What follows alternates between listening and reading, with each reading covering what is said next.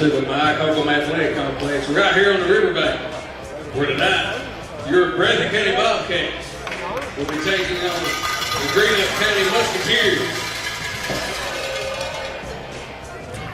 And now your roster for the Breathitt County Bobcats. Number 1, your quarterback, Jalen Turner. Number 4, Blake Ritchie. Number 5, Caden Bowling. Number 7, Dillman Stacy. Number 8, Austin Spurrier. Number 9, Ethan Gibson.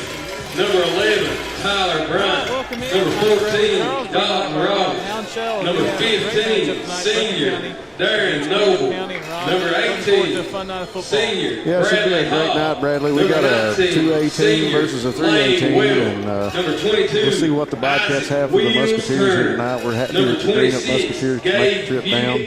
Number with 27, the early cancellation from Floyd County earlier in the week. Number 32, and just excited to be here tonight and watch the Bobcats get after the Musketeers and hopefully we have a great football game. Trevor Ball. Greenup County is Number coached by 50, Zach Moore. senior William Long. Number 51, Kai Cordano. Number 52, Bo Hall. Number 53, Tanner Mel. Number 55, yes, very impressed with the things that Coach Moore had to say. Zach Moore is actually a defensive coordinator when Coach Kyle Moore from Bobcats was at Moorhead State. So very interesting a tie into this game that these two can come back together and meet here on the field with their high school players. Number 65, Matthew Byers. Number 66, Matthew Hurd. Number 67, Cannon Grove. Number 69, Trevor Neese. Number 72, Rudy Carpenter. Yeah, I was really impressed with that too, Bradley, because that's something we tell our young kids in practice, even at the 5th or 6th grade and the middle school level. Some of these tight ball games are going to be won by takeaways, defensive takeaways, fumble recoveries, returns, and some interceptions. And to hear that from Coach Zach Moore and the Musketeers, it sounds like a well-coached football team. This should be a good matchup. Number 83, senior Jake Strong. Number 84, Aaron Barker. Number 85, Ryan Brewer. All right, this is the Restoration 1 pregame interviews with coaches of the Greenup County Musketeers and the Breathitt County Bobcats here tonight. We're here with head coach Zach Moore of the Greenup County Musketeers right now. Coach, thanks for coming on here pregame. We're doing this via Zoom on Friday afternoon before you guys head down to the Riverbank. So thanks for taking the time to talk with us. Well, I appreciate you having me live here from the PE class, my 6th-period PE class. Great deal, sir. Hey, now you come in this first year at Greenup County. You guys come in at 2-2. Tell us a little bit about your football team to this point in the year. Right now, I think things are going as we probably expected. We had a chance to get a couple wins there. One, I was against a team that's still trying to put things together in Fairview, and then the other was against in a game against 5A Montgomery County, which we felt like we were it was a 50-50 game, and it showed it too, going to overtime. And we're able to pull it out. And then our 2 losses are against 2 traditionally really good teams right here in our own county, independent districts with Russell and Raceland, 2 very talented and traditionally very good teams. Well, Coach, tell us a little bit about, we haven't seen you. You've had to jump into this game here midweek. Tell us a little bit about your offensive players to look out for. Know about Quentin Farrow. He's your senior running back, and some other guys that we'll see on the broadcast here tonight. Well, Quentin is actually out with injury right now, so he won't be playing on the field tonight. So we have a lot of guys that are playing really meaningful varsity snaps for the first season. So we're still doing a lot of learning on the run, especially with no spring practice, no fall camp, and all that sort of thing. So we're relying on a lot of young guys. I mean, tonight, we'll have a sophomore quarterback who's, Carson Weirman, who's coming along pretty nicely. We're not we don't throw the ball as much as we have in the past because we lost a Marshall commit for last year with Eli Salmons, but we're having to do it a different way. And so we're a run-first team. And we're in 2 backs quite a bit. And like I said, Quentin has carried most of the load there, but tonight we'll actually be starting a freshman, Ike Henderson, there. So I'm going to give Ike a chance to get out there and have a little fun tonight, and hopefully he's able to produce and depend on those guys up in front of him to create some seams for him. Good deal. Coach, let's talk a little bit about your defense. Who are your standouts or folks we need to look out for over there? We're fortunate enough to return our leading tackler, Brady Clevenger, one of our inside linebackers. He's a junior. I had a great sophomore season, and has really started doing things that upperclassmen should do. Formation recognition, being able to, kind of get us lined up where we need to be lined up pre-snap, be able to make some pre-snap checks when we need to. So he's progressing really nice, and he again, one of our top returners there. We have an outstanding corner, I think, in Braden Craycraft that started for 3 years now. We also have one of our defensive ends, Garrett Kinney, is a 2-year starter, and so he's playing like a 2-year starter right now. But we also have a few young guys that we're rotating up front too, with guys that we think are going to be very good players for us. But right now, they're having some 10th grade moments. And so we just have to live with those, and but they have improved a lot since the first snap we took against Fairview about a month ago. Well, Coach, tell us what you expect to see out of Breathitt Bobcats tonight. Well, Kyle Moore was a quarterback at Morehead State when I first started coaching as a graduate assistant football coach way back in 99 and 2000, I believe it was, in that range. So I know they're going to throw it. Because you don't ever really much have a quarterback like Kyle that's a head coach and play caller. They're not throwing the ball, and they should. They have some talent outside the skill positions and a very high-quality quarterback. And so I wouldn't expect anything any different out of them. I mean, I know that of course, they have a strong running game too, and I haven't even had time to learn the kids' names. I mean, that's how quick we've had to do this. I usually like to call kids by names. I have to call my number right now. Now, I think, number 19 is a really good player. They seem like, Kyle does a really good job putting him in different places on the field to get him the ball, which is smart. And, of course, a big old offensive line too. And I'm sure you let those big dudes lean on you and start pushing you around a little bit, it's going to be a long night for you. Well, Coach, just your thoughts on, this. We learned about this game, I guess, on Wednesday or Tuesday to talk a little bit about the challenge of getting your team together and getting here tonight and just the functionality of the whole thing of playing a football game tonight on short notice. Well, we've had a very, very supportive administration with our principal all the way through our superintendent, where, the only thing that they have told me from the beginning of the season is take care of our guys. And so we deemed that, it was both Kyle and I both deemed it was safe enough for both of us to play and without even putting the kids at risk. So I think our administration here will make anything possible for us as long as it benefits our students. And so this definitely benefits us. It's an opportunity to play because at this point in time, you almost got hit with a basketball right there. But at this point in time, you never know when your last game is going to be. And so you can't let an opportunity slip by no matter who it's against. And so, I've been called crazy for coming down to Breathitt County and playing the third-ranked team in 2A, but we just want to play.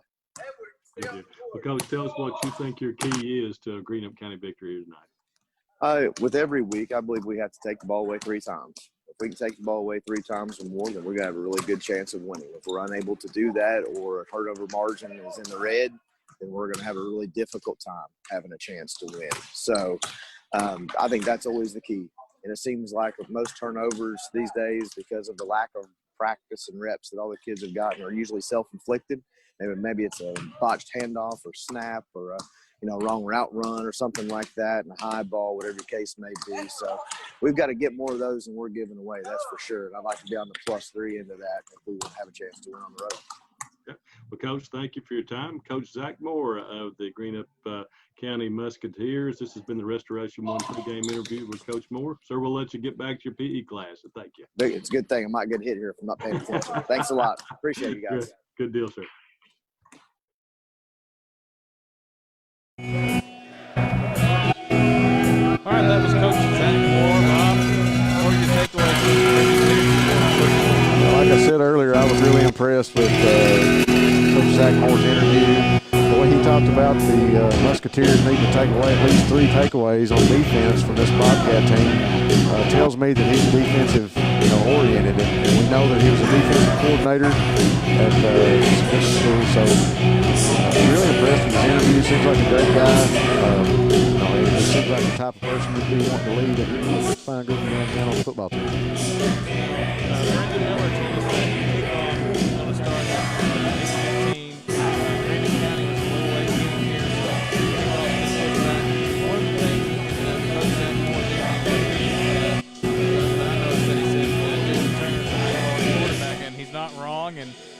you're Breathitt County, you're going to hope that he can reach his season averages this year, which has been right at 200 yards per game. That's very impressive. Yes, Jalen is a very impressive quarterback, and it's not just at the quarterback position.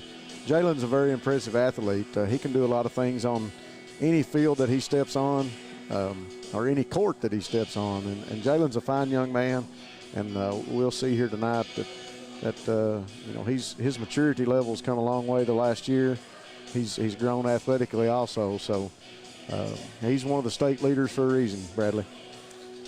Yeah, he comes in 23rd in the state in passing yards. That's the whole state. Another impressive stat, Breathitt County averaging 48.3 points per game.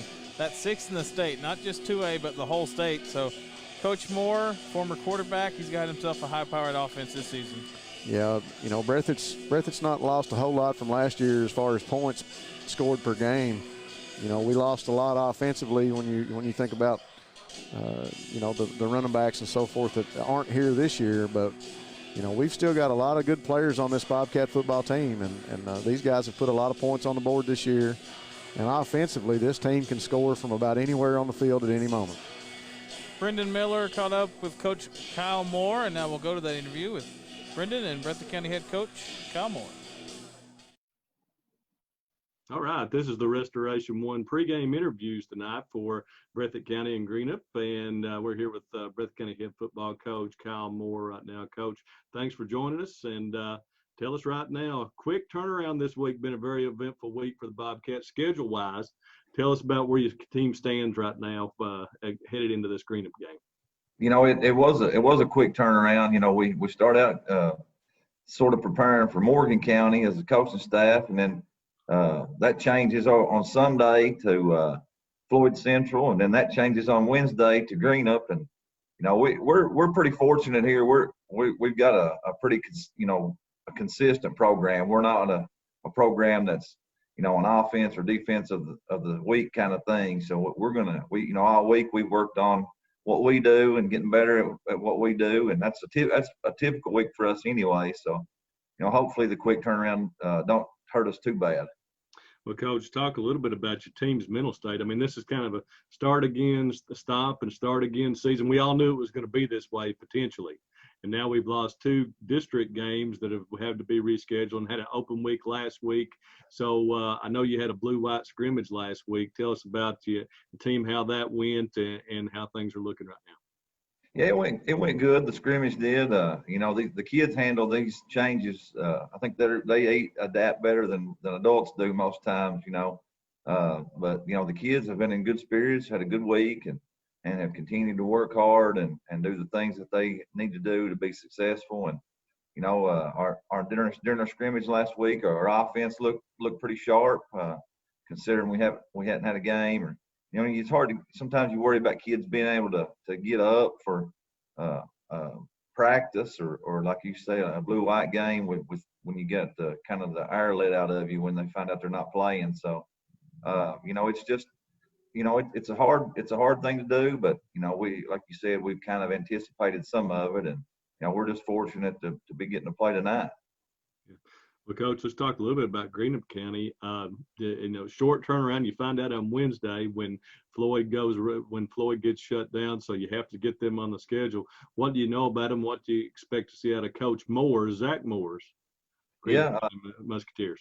They're a well-coached team, and they've got some athletes out there that can do some things and cause you some problems. And we traded film there Wednesday afternoon, and I got to watch about 10 minutes of film before we went to practice Wednesday. So we had a crash course, and Thursday we went a little longer Wednesday and Thursday than we typically do just to cover a few things. Mostly some alignment and assignment type things that they do that we have to cover. And, Coach Moore's, I'm a little familiar with him. He was actually an assistant coach at Morehead State when I played there. And, he's a great coach, and he's a great defensive minded coach. He's been, defensive coordinator at the college level at Morehead State and at Kentucky Christian University. And he's also the head coach at Kentucky Christian for a couple of years. And, he's also been a high school coach for a while now too. So he brings a lot of knowledge, and his teams are always going to be well coached. Yeah. Well, Coach, talk a little bit, since we brought it up, about the challenge of being a head football coach and also an athletic director in these COVID times. I know you're constantly working on, I see you constantly out taking temperatures and all sorts of things. What's it been like, this quick turnaround this week added into it, getting to Friday and ready to play? It's hectic. You know, it's busy, and you know, we've got a lot of things going on, and you know, I'm really glad to get to see all our kids get to participate and do what they're doing. You know, our volleyball season's going strong, and you know, our middle school had a big win last night against Johnson Central. It was a great game. Those kids and coaching staff are doing a great job, and you know, we were out there checking temperatures and doing all the little things that we have to do at the volleyball games and all those other events that make those possible. And you know, our staff here at the high school, Mr. Davidson and Miss Lively and Miss Noble, and you know, everybody, we got a great team here, and they kind of chip in. Everybody's willing to do what it takes, and you know, we've got more to come. We're just getting started, and scheduling is a nightmare, and I hope it gets better. Hey, Coach, tell us what your keys are tonight for a Bobcat victory. You know, we always say the line of scrimmage. You know, our offensive line and defensive lines have got to play big tonight. Coach Moore's football team runs the ball well, and they're going to try to establish the run early. So we have to be ready, and our D line has to play big tonight, and our offensive line also. You know, they have been steadily improving it each week, and you know, if we keep doing that, I feel like we'll be okay. Coach, thank you for your time. We'll let you start getting ready for the game. This has been the Restoration One pregame interview with Coach Kyle Moore. Coach, thanks, and good luck to the Bobcats tonight. All right, thank you.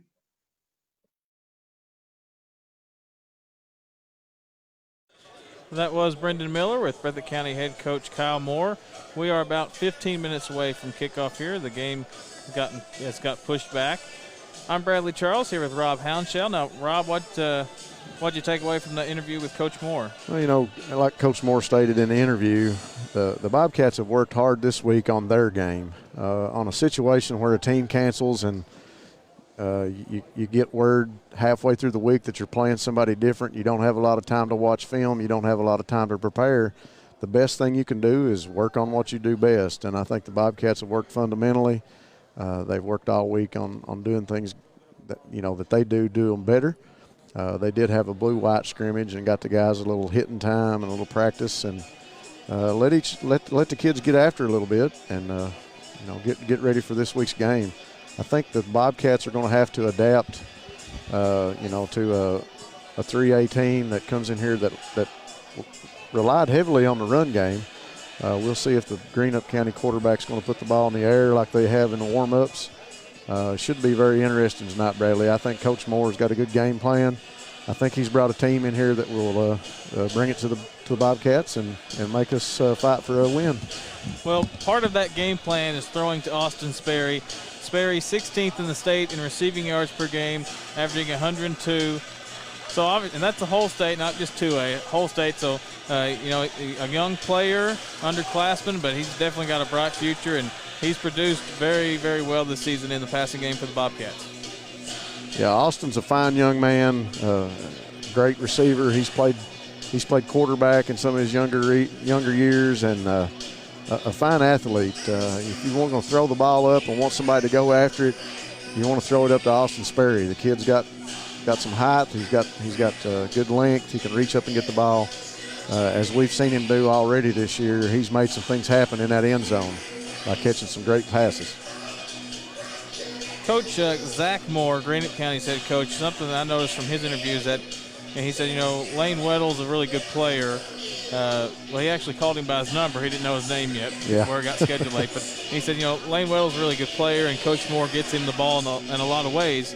Well, Weddle this season, 6th in the state in scoring, getting over 20 points per game. So Lane Weddle, he's being used in a lot of ways this season, and he's had a very productive year. Yeah, we haven't talked much about Lane Weddle tonight, but his name will be called over and over tonight here at this ball game because Lane Weddle is where the ball is. He wants to be in the action at all times. Looks like they're bringing out the American flag and the Kentucky flag by the color guard here at Breathitt County High School.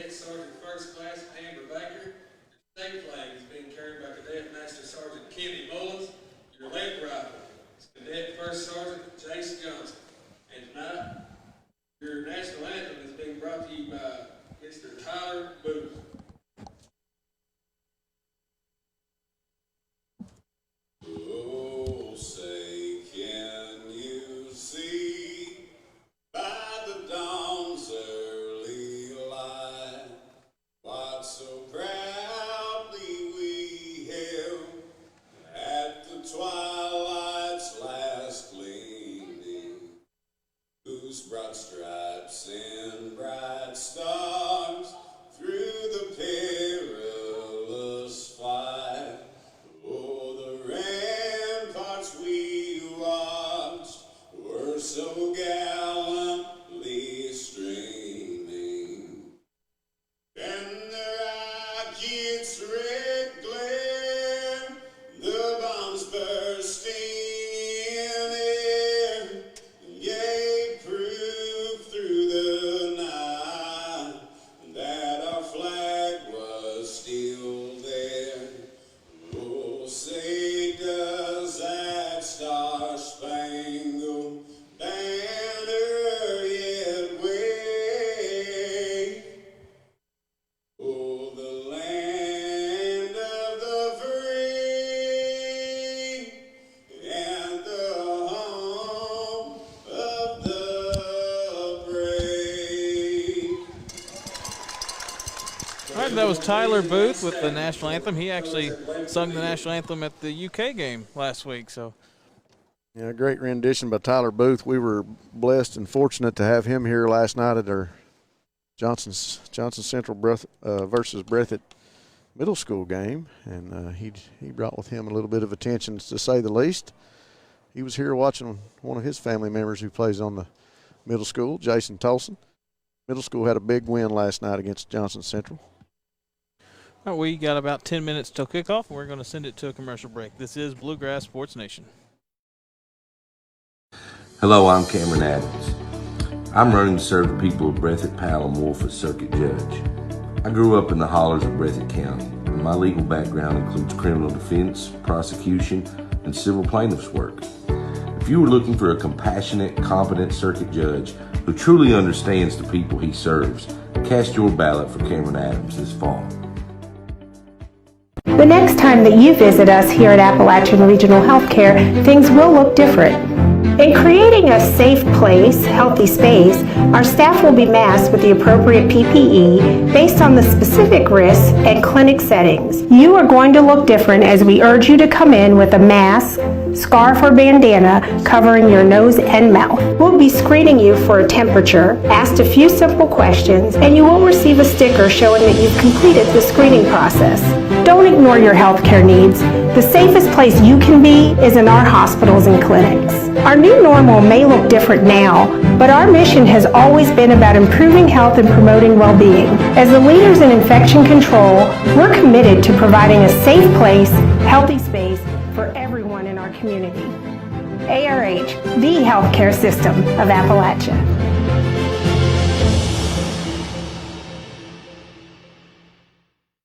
Conley was reprimanded by Kentucky's Judicial Conduct Commission for the way he treats people. Screaming, violating their constitutional rights. You better be damn listening. Outright disrespect. A warning to everybody that's in this courtroom. We deserve better. I'm Chris Harris. It should not matter how rich or poor we are. As your Eastern Kentucky candidate for Supreme Court Justice, I'll treat people fairly, with dignity, and I'll always respect your constitutional rights. At Jackson Deposit Bank, you will find the same small-town community bank atmosphere our loyal customers have expected and appreciated for over a century at this location. With the new name of Jackson Deposit Bank, you will now have access to the most modern banking products and services covering all your needs. Visit us online at cdbt.com, download our mobile app, or come in and let one of our dedicated customer service representatives guide you through our many new products and services, including mobile deposit, virtual wallet, and Zelle, our newest peer-to-peer payment solution. We bring the community bank to you. Visit Jackson Deposit Bank and discover how you can now bank local anywhere. Member FDIC, Equal Housing Lender. Restoration One, offering fire, water, and mold damage restoration services. The team at Restoration One also provides emergency restoration services, storm damage services, sewage system cleanup, and more. For over a decade, Restoration One has been in the business of restoring damaged residential and commercial properties to their former glory. Serving all of Central and Eastern Kentucky, call Restoration One today at 859-785-4141. All right, we're back here at the Mike Holcomb Athletic Complex. We've got about 6 minutes and 45 seconds before the Bobcats and Musketeers take the field and get after it tonight. I think this Musketeer team is ranked 19th in 3A, Bradley. The Bobcats come in ranked 3rd in Class 2A. So you still should be a very interesting matchup here tonight. Yeah, it should be a good game, and looking forward to it. Glad that Breathitt County was able to have a game this week. Yeah, we don't need another week off. I mean, you're getting deep into your season, and you want the kids to have a matchup every week, and you want them to stay competitive, and you want their minds to stay on the game and be involved as much as they can. And it makes for a long 2 weeks when you don't have a game in between there. So good that we could get Greenup County down here today, and look forward to this matchup. I think the Bobcats are ready. Like we talked about, they've had to adapt to a different team change from Floyd Central not getting to play, and had to do a few little things different this week in practice and getting ready. But I think the Bobcats will come out and be ready to play. I think we've got everybody healthy and don't have anybody banged up, ready to having to sit out this week. I was kind of disappointed to learn in Coach Moore's interview, Zach Moore, that we don't have Quentin Farrow running the ball for the Musketeers in the backfield. The young man put up over 160 yards in the first game against Fairview, and I was very interested to see him play here tonight, but he's not going to be on the field. So Greenup County is going to come out with a freshman running back, as I understand it. Yeah, it will be Ike Henderson. He'll be number 9 tonight for Greenup County. This is the Restoration 1 pregame show. Disaster or damage, you can trust Restoration 1 to get your property back to normal and you back in business. And I'd like to take this time to look at the rest of our sponsors. Jackson Deposit Bank. Every city needs a great bank, and Jackson Deposit Bank is Jackson's bank. Variety Pizza, your home for the best pizza in Jackson, along with their famous hoagies. Jiffy Mart, the official gas station, mini mart, and deli of BSN. Check out Sanford's Deli. Lucas Automotive and Tire for your auto repair and tire needs. Locations in Jackson and Beattyville. Chris Harris for Kentucky Supreme Court. Chris supports the young people of Eastern Kentucky and asks for your vote for the Kentucky Supreme Court. Jackson Electric. Stop in and see Herbie and Scott for your electrical, plumbing, and heating needs, along with septic systems and appliance parts. Family Pharmacy and Hometown Pharmacy, great people who have your safety at heart. Family and Hometown Pharmacy, proud supporters of the Bobcats. The Law Office of Darrell Harold, over 30 years of taking care of the legal needs of the citizens of Breathitt County. Citizens Bank and Trust Company of Jackson, serving Breathitt County for over 50 years. Check out the CBTJ free mobile app, your banking right on your mobile device. Jackson Physical Therapy, new owner, physical therapist Colby Watts. Jackson Physical Therapy will get you back into action. Lakeside Homes, if you're looking for a new home, Lakeside Homes is your stop for the best selection, and you always get a great deal at Lakeside Homes. Appalachian Regional Healthcare, the healthcare system of Appalachia. It looks like Greenup County sponsors able to help promote the young athletes of Eastern Kentucky. Looks like Greenup County has won the toss and deferred to the second half. The Bobcat offense will be coming out onto the field first. I'm sure that makes Coach Moore happy at this point. I think this Bobcat offense likes to get on the field and get things going early. High-scoring offense, obviously, and we got about 3 minutes until kickoff here. Yeah, like I spoke about Quentin Farrow, I really wanted to see him running the ball tonight. You always want to see your team play against the best competition that they can.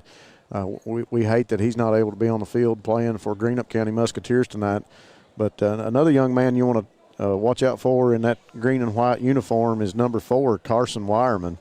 As quarterback, he's shifty, he's able to throw the ball, and he's created a lot of offense for them this season.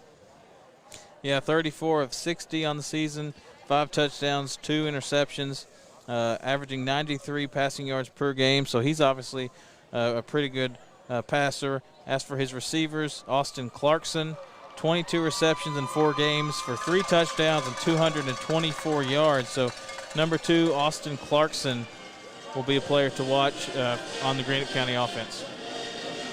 You know, Greenup comes in here 2-2, Bradley. They've lost a couple of big matchups with some district teams, and I don't think the scoreboard really told the story in those games, but they lost a couple of big matchups. They come in here 2-2. Like I spoke about, they're rated 19th in 3A. And as the Bobcats take the field, look forward to a great matchup between the Musketeers of Greenup County and the Bobcats from Breathitt. Rob, what do you think is going to be a big key to victory tonight for each team?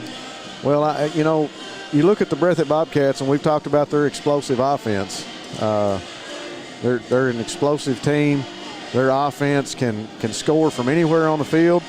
I think that's going to be key for Greenup County is taking away what the Bobcats need, just like Coach Moore said, that they need some defensive takeaways, interceptions, fumbles. For the Bobcats, I think it's going to be getting points on the board early. I think these kids like getting up, and they like putting the points on the board and getting going early. And you know, it's got to be a feel-good thing to look up on the scoreboard and know that you get points on the board first and you're ready to go. I mean, this Bobcat team is primed and ready. The receiving team is already on the field. We see Greenup's kickoff team come out. We're ready for action here. Caden Bowling and Lane Weddle back to receive for Breathitt County. And it will be Carson Weirman to kick for the Musketeers. We've seen a lot of kickers this year, Bradley, that are multifunctional. We have a quarterback here that's kicking tonight, and we talk a lot about Lane Weddle with the Bobcats, and here's another instance of a young man for the Greenup Musketeers that's going to do the kicking and the quarterback duties here tonight. He also was kicking the extra points in pregame, so does a lot for Greenup County. Weirman set to kick. Into the air, and we're underway. Bowling trying to field it. He'll get it at the 15. Makes the man miss. And a pretty good return for Bowling. Didn't have a lot to work with. And Breathitt County will get their first possession underway. The ball took a little bit of an odd roll there. Looked like it was going to go to the left, and it jumped to the right. And Caden had to make the best of it and grab that ball. And then he picked up about 5 or 6 yards. So good little return. Bobcat's going to be close to the 20-yard line. Breathitt County is going to start in a spread with Bryce Hoskins, the back with Turner. I think Hoskins is back there probably to help add some protection. I would think that big Bryce Hoskins is in the backfield as a blocking back. We'll see what happens. And he goes right up to him right here. Right up the middle early with big Bryce, and he's going to be stopped by a host of Musketeers. 5 or 6 green and white uniform young men in on that tackle. Loss of 1.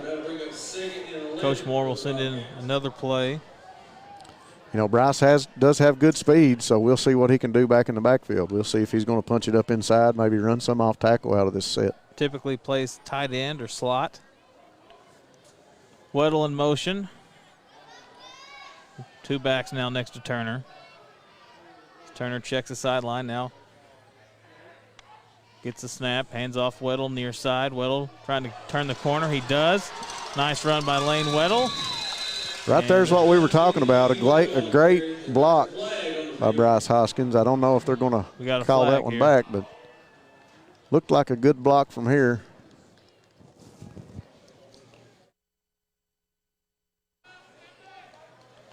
Looks like the flag is going to be against Breathitt County, and Weddle's run will be negated. So the Bobcats get backed up now. They're going to work off this penalty. They're deep. They're probably about the 6 or 7 yard line now, Bradley. Yeah, 2nd and long. It's hard to tell exactly from this angle. 2 receivers on each side, Bowling in the backfield with Turner. This little wrinkle that we brought out on offense didn't seem to work. Turner's going to look to throw. He's going to scramble out of the pocket near side, past the 10, 15. Turner out near the 20, knocked out of bounds. Good run by Jalen Turner, and got a manageable down and distance here. Yeah, great run by Jalen. You know, he didn't look – young man was coming across the field for the Musketeers. Looked like he had a bead on him, and Jalen able to stiff arm him, get by one tackle, and the second guy able to get him out of bounds. Looks like 3rd and about 8 for Breathitt County. Caden Boland in the backfield now as a single back. Same formation. Looks like they tried to get him to jump off sides there. Now Turner will check back with Coach Moore.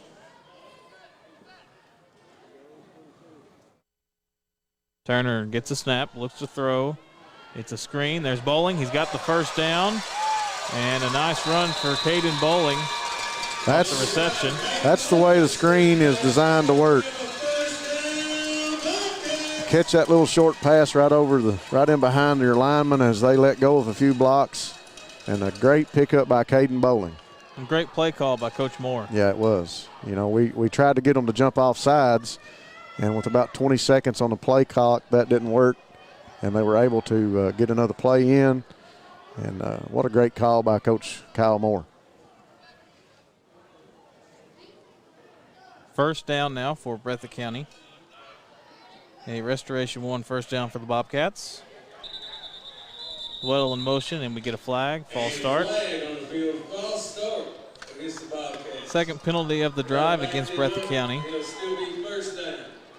Trying to see where that false start came from. We had a man going in motion.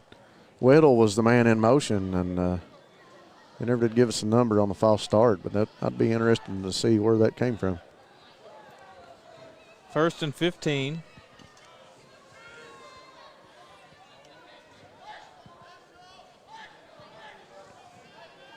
Sperry, the receiver on the near side. You got a wing back and 2 receivers to the far side. Weddle's moved into the wing position. He's going to step back for a screen play. Weddle trying to make something happen on the far side. Able to break a couple tackles, but a flag thrown again. More laundry on the field.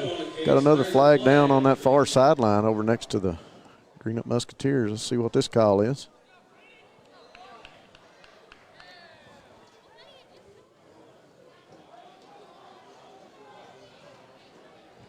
Holding.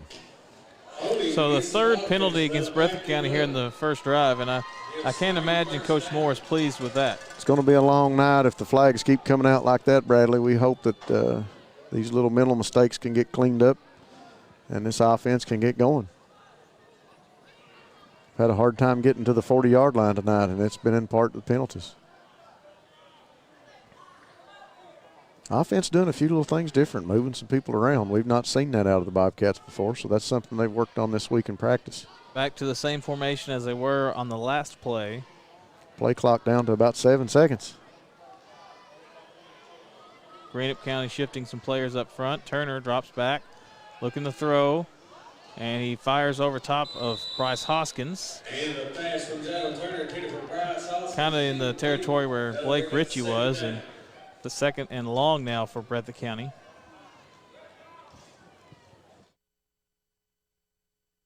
We got a long way to go, Bradley. It looks like it's about 25, 30 yards to me.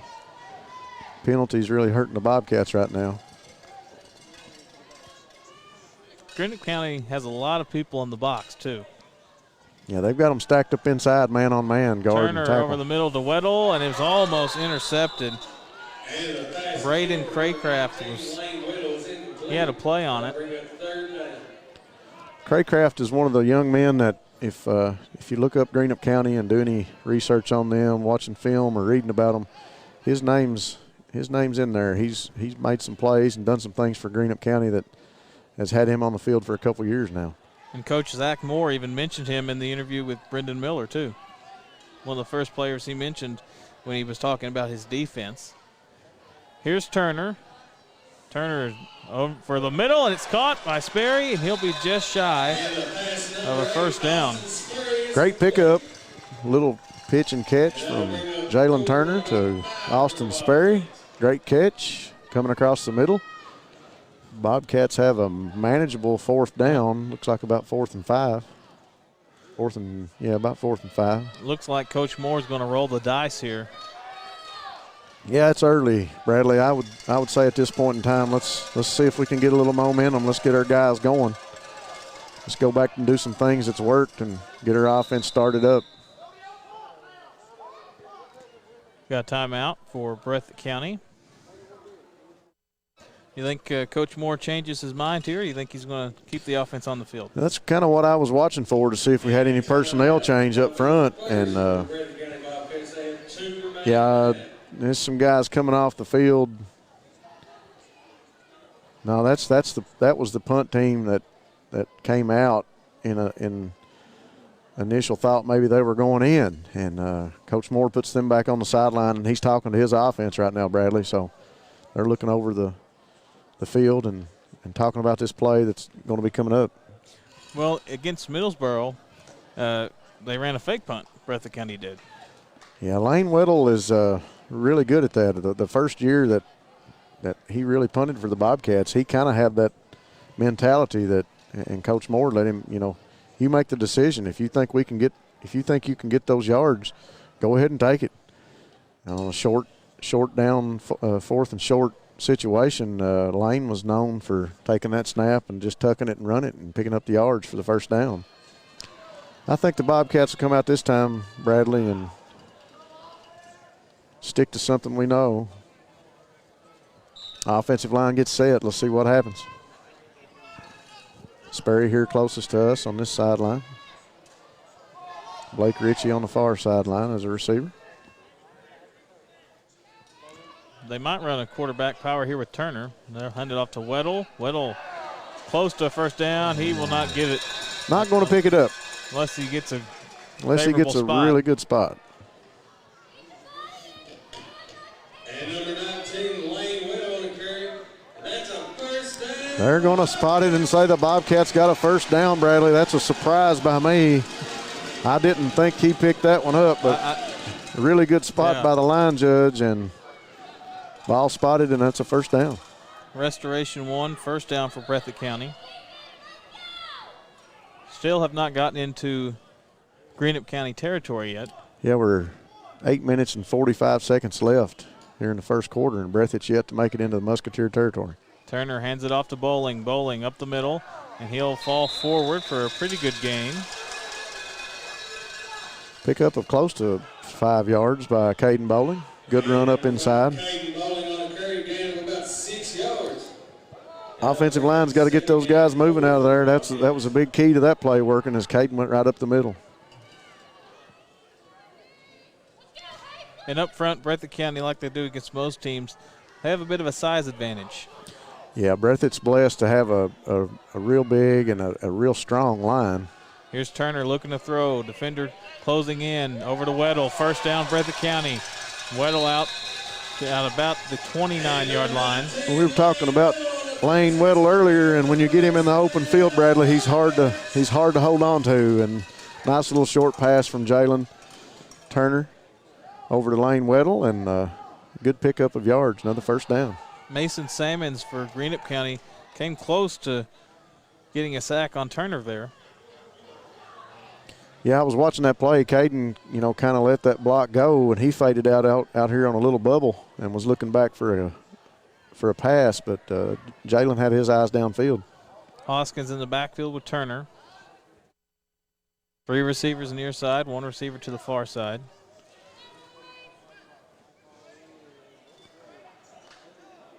And the play clock is at 0. Turner, screen near side. No good, too high for Ritchie. We're talking about that big offensive line for Breathitt County. You've got center, number 50, Will Long. Got Jason Perry in there to guard. Evan Miller at that tackle. Beside Will on the far sideline, you've got Spencer at guard and big Connor Deaton at the other tackle. Second down, Turner. Going to look to throw over the middle. He's got a man. It is caught. That is Sperry. That would be Austin Sperry, and Sperry's going to walk into the end zone for a touchdown, Bobcats. That's a Jackson Deposit Bank touchdown for Breathitt County, and they will strike first. We were just talking about that offensive line, and I was watching them on that play, Bradley, and a great push that time up front, able to hold the blocks, keep the guys in front of them, gave Jalen plenty of time. Nice little pitch and catch from Jalen Turner to Austin Sperry. Weddle lines up to attempt the point after. Weddle. Good. 7-0 Breathitt County. Bit of a methodical drive, but they were able to get the points. We came out and did a few things different early and tried to move some people around and kind of, I think it kind of slowed us down and hurt us a little bit, Bradley, and then we finally got back to doing some things we're used to doing, and the offense able to get some momentum going, get across the 50-yard line, and it didn't take long for them to get to pay dirt. Bobcats up 7-0, 7 minutes and 50 seconds left in the first quarter. On that drive, Austin Sperry, 2 receptions for 59 yards and a touchdown. We talked about him in the pregame, and that's a tremendous opening drive. Yeah, you know, that drive was made up of Sperry and Weddle. You know, we had a couple of good runs by Caden Bowling in there, but Weddle with a big pickup on a run, a reception and a run, I should say, and Austin Sperry making two big catches in that drive.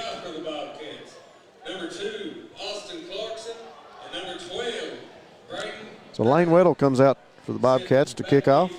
Austin Clarkson and Braden Craycraft back for Greenup County. Here's Weddle. Long kick. Great kick. Clarkson will field it. He's going to head to the far side. He's got some room over there. Clarkson cuts it up, and he'll be taken down at about the 34-yard line. Great kick by Weddle. He put it back to about the 6-yard line. Good pickup by the Musketeers as they're going to have the ball at about the 34-yard line. So a good run back for the Musketeers. Looked like Caden Bowling was going to make the tackle, and he wasn't able to get there. He got blocked, and another Bobcat was able to trip him up. I couldn't see who got him, Bradley, but he got tripped up over on about the 34-yard line. So this Musketeer offense comes out. Let's see what they've got for the Bobcats. Handoff coming near side to Clarkson. Good room, nice stiff arm. Breaks some tackles, look out. Here's Clarkson up the sideline, and he'll be taken down at about the 30. Tackled by Brady Tincher. Big pickup by the Musketeers on the first play out of offense. They stacked about 3 receivers close on this near sideline, close to the box, and number 2, young man just able to get out on that corner and get around the edge and made some things happen. Looked like a couple of Bobcats had him here at about the 40-yard line, and he came out of those tackles and found some green grass and took off. Only 1 carry for the freshman entering tonight's game, and he's obviously getting the start tonight, and I don't think he's a great opening run. Yeah, I don't think he's got any nervousness or jitters about him tonight. If he did, he just got rid of them. And they're going to give it to Clarkson again on the left side. Another good gain. And close to a first down. And number 4, Blake Ritchie, in on the tackle. Gain of about 8. That'll bring up second down and about 2. You know, we're going to see a lot of runs by this offense. This Musketeer offense has relied heavily on the run so far this year. It's great to see this young man picking up some yards for the Musketeers. Got a different back in the backfield now. Wireman at quarterback. He's going to keep it himself, trying to get the first down, and he will be stopped shy by several Bobcats. He might have actually fell forward for the first down. We'll have to see where they spot the ball. See where they spot it at. I think he's behind the marker. I don't think they're going to give him the first down. Wireman kept fighting for yards. Fine looking quarterback, Bradley. Yeah, definitely showed some elusiveness there, but just too many Bobcats to overcome. 3rd and short. Handoff up the middle. And I think Greenup County got the first down with Brady Clevenger. He's going to pick that one up. He cleared the first down marker by about 2 yards, so. That'll be a Restoration 1 first down for the Musketeers. Another big pickup by Greenup County to keep the ball in the Breathitt County territory, and they keep their drive moving. Just shy of the red zone. Looked like the ball's going to be on about the 22-yard line. Wireman out of the gun. Clarkson next to him. They're going to give it to Clarkson near side. He's going to turn it up, and several flags fly. See 2 flags. Holding on the Musketeers. Another nice run by Clarkson. He's a shifty back. Seems to be built similar to what Caden Bowling is from here.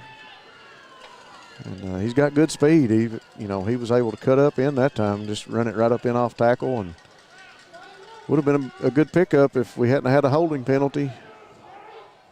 Referees are getting plenty of use out of those flags tonight, Bradley. Yeah, I think 3 or 4 penalties already. And, honestly, Clarkson kind of reminds you of Barton for Middlesboro. He does. Yes, he does. Backup running back thrusted into the starting role. And here's a bad snap. They weren't ready for it. And I think Ethan Gibson got on. I don't think it was necessarily a bad snap. They just weren't expecting it. Well, Breathitt County gets the ball. Wireman wasn't even looking at the center. Wireman's pleading his case to the coaches, and the ball got snapped and hit him right in the chest and fell to the ground, and he was looking at the referee, and the Bobcats just covered up the football, and it's Breathitt County Bobcat football. So a turnover by the Musketeers here with 5 minutes and 33 seconds to go in the first quarter. Could pay off big time for the Bobcats if they capitalize. Nice play by Gibson, too, to be able to get on that ball. Yeah, really heads-up play. I still don't understand what happened, and the coach is out talking to the referee from the Musketeers to find out what's going on. And I just, when you're backing a shotgun offense or rifle or Panther set, sometimes it's hard for the center to hear a lot of things in a noisy atmosphere. Just a bad snap. Turner out of the gun, Bowling next to him. Turner's looking to throw. Throwing it up near side for Sperry. Sperry's got it at the 30. Cutting back to the inside, they're going to say he stepped out. What a ball by Jalen Turner. Nice pass on this near sideline. Austin Sperry runs underneath it. Great catch. Looked like he made one man miss and was turning back inside, and he had end zone in his sights. But they're going to call him out of bounds at about the 26, 27-yard line. Well, that was just a beautiful throw and a nice job by Sperry to get under it. Great-looking ball by Jalen Turner. Weddle in motion. He'll get it on the sweep. Weddle breaks 2 tackles, and he might have gotten back to the line of scrimmage. They'll actually say he lost a couple. Couple defenders for the Musketeers able to get through the line, come off that edge, and upset that play. A couple guys come through unblocked, and Weddle's able to spin and try to make one miss, but they got him down behind the line of scrimmage, so actually a loss of 3 looks like. 2nd down and 13. Under 5 minutes to play in the first quarter. Turner looking to the sideline to get the play call. Turner. This looks like a blown play here. Turner's going to throw. That's Sperry. And that will be a Restoration 1 first down for Breathitt County. How about that, Rob? Well, smart football players make smart football decisions. And right there you see Jalen Turner get flushed out of the pocket. He turns left, he turns right. Young man from the Musketeers hanging onto the back of Turner's jersey. Turner able to make the throw downfield to Sperry. Once again comes up with a big catch for the Bobcats. 1st and 10. They have to fix the chain here. So the Bobcats are sitting in the red zone. All right, looks like they're going to say it wasn't a first down. He was short. No, it wasn't. He was short by a yard. Well, looked like he made that one, but 3rd and 1. We stand corrected. Turner near side, and he'll be tackled at the 15, and that should be enough for the first down. Yeah, they're going to give him this spot. He's going to get the first down this time as he picked up about, looks like he picked up a yard or 2 on that one, and kind of a slow developing play, quarterback keep, and he was kind of just patient and able to get the ball where the Bobcats needed it for the first down. So now we have a Restoration 1 first down for Breathitt County. Sperry, by the way, 4 catches, 107 yards and a touchdown, and we still got 4 minutes to play here in the first quarter. Here's Weddle up the middle, and he got back to the line of scrimmage. At this point, I'm really impressed with the Musketeers' run defense, Bradley. They've been able to snuff out Lane Weddle. Coach Moore from the Musketeers talked about number 19, and I think they've been keyed in on him. really the only player for Breathitt County statistically anyways that's seen tremendous success is Austin Sperry. Yeah, Sperry with some great catches thus far in this ball game in the first quarter. Turner, Weddle to his left, Bowling to his right. He's going to keep it, looking for Sperry over the middle, over his head, and a flag. And that's going to be pass interference. Ball was overthrown, but Sperry went up for it. And defensive pass interference by the Musketeers. Sperry got drugged down by the back of the jersey, looked like. Well, you got to credit Sperry for kind of continuing the play, making the defender think it was a catchable ball. Yeah, that's a great observation. He could have gave up on that. Able to kind of, Sperry in some ways kind of helped draw the penalty. You're right, Bradley. First and goal, or I believe so. Yeah, Yep. First and goal. Ball on the 9-yard line.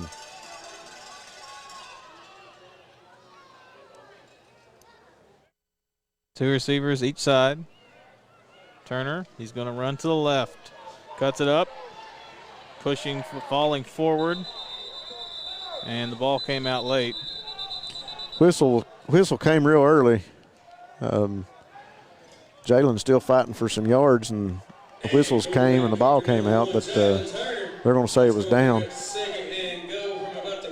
Looks like the ball's sitting on about the 5-yard line. Tegan Smith back in at guard. Good to see him in it for the Bobcat offense on the line tonight.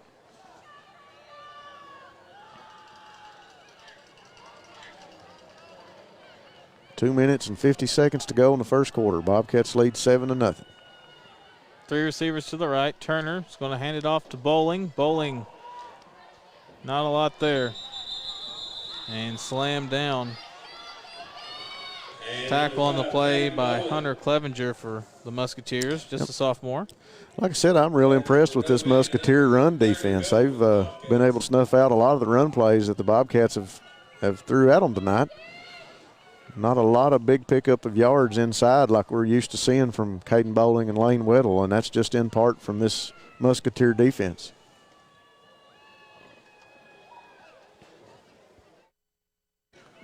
Well, on the season, the Musketeers are allowing 115 rushing yards per game.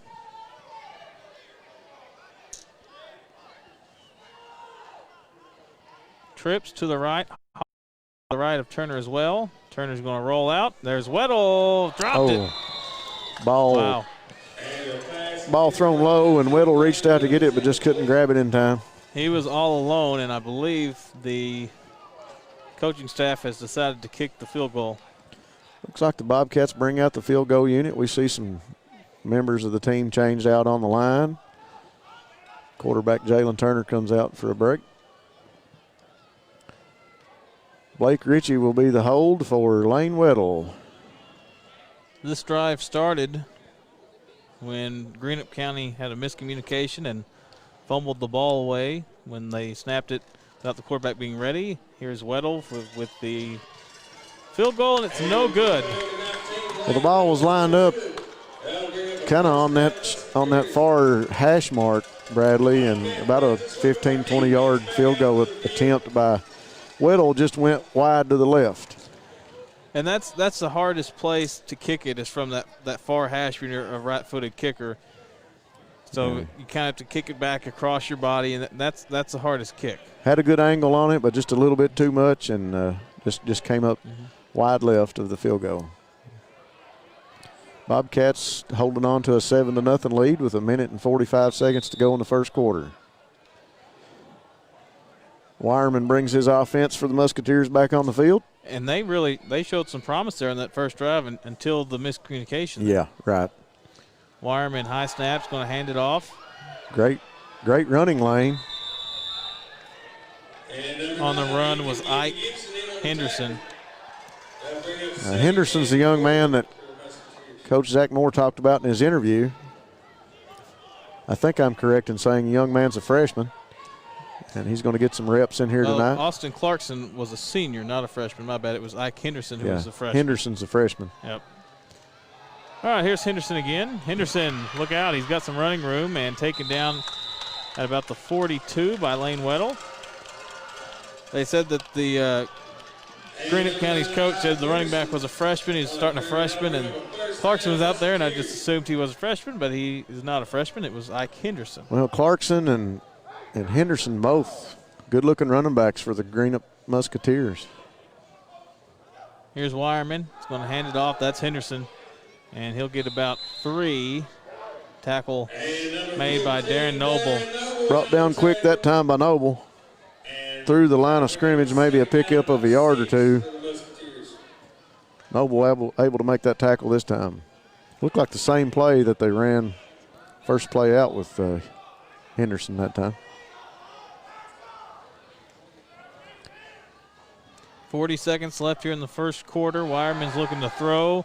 Near side, that's complete. Caught by Craycraft. Good catch by Craycraft. Just couldn't keep his feet under him.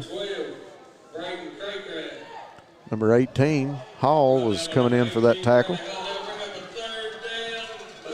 Third and about 2, maybe 3. 12 seconds left here in the first quarter, so this might send us to the second. Musketeers don't look like they're in any rush right now, so they're going to let the time tick off the clock and take a break and talk about it in between the first and the second quarter. After the first quarter, Breathitt County leads Greenup County 7-0. We're going to step aside for a commercial break. Bank and Trust Company of Jackson has been locally owned and operated since 1962. We offer several products that help make banking convenient. Ticketless deposits at our ATMs, online banking, our CBTJ mobile banking app, and compatibility with mobile wallet. Give us a call at 606-666-7575 or visit us on the web at citizensbankjackson.bank to see how we can help you. Citizens Bank and Trust Company of Jackson is always searching for ways to serve you better. Member FDIC, Equal Housing Lender.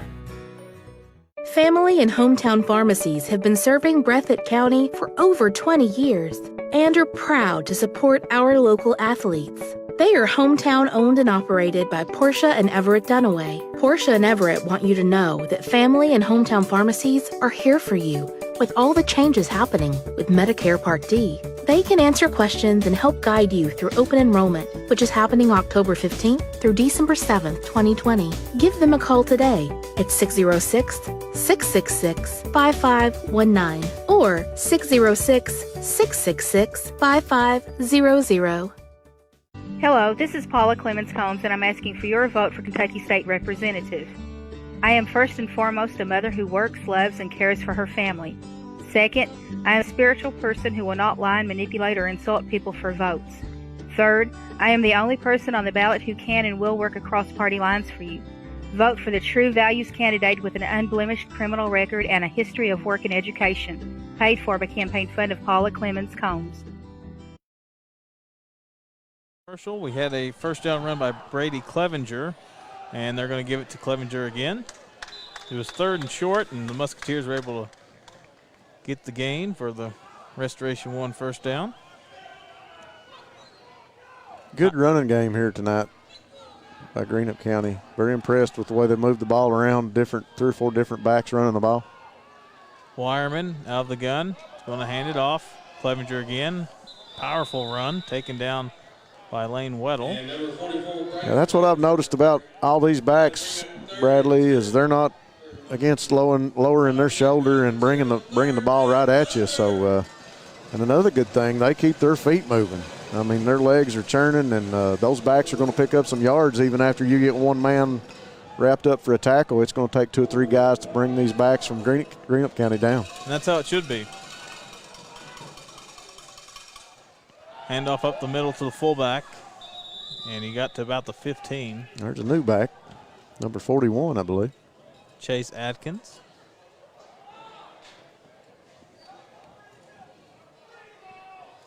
So Greenup County's got a number of weapons here on this running offense. That play actually came from under center. We see them setting up in a 4th and about a yard here. Weirman out of the gun. He's going to hand it off to Clevenger again. Runs it to his own man. It's going to depend on the spot. Hoskins was there to make the tackle for Breathitt County. Great stop by the defense of Breathitt County. Actually, the back ran into his own man who was being manhandled by one of the defensive players of Breathitt and had run his man back into the play. I didn't see who that was, but a great defensive stop. Bryce Hoskins able to come in and make the tackle. Well, it was actually a lineman that was pulling. And when he made his block, the defensive guy was, made a good play there. Great play by the Bobcats, and the offense is back on the field. 2 receivers each side, Bowling to the right of Turner. Turner's going to hand it off to Bowling. Not a lot up the middle there. I think he might have got back to the line of scrimmage. A little off-tackle run out of the rifle formation, and Caden not able to pick up anything. Down marker is going to say 2nd down and 9 for the Bobcats. So maybe a pickup of about a yard, but great defense by the Musketeers. Like we talked about, they've been able to snuff out the run game of Breathitt County thus far. Well, on the near side, Sperry is one-on-one. We got a timeout for Breathitt County. If I'm Coach Moore and Sperry is left one-on-one, I think I'm going to throw him the ball just about every time until they stop him anyways. Yeah, young man had a great first quarter. You know, you got to love seeing a young kid come out and coming up big like that, not just once, but 2 or 3 times. Great receptions by Austin Sperry. We had some great thrown passes by Jalen Turner. Joy to watch these 2 young guys coming out on the field, and we hope to see them 2 or 3 years down the road still playing here.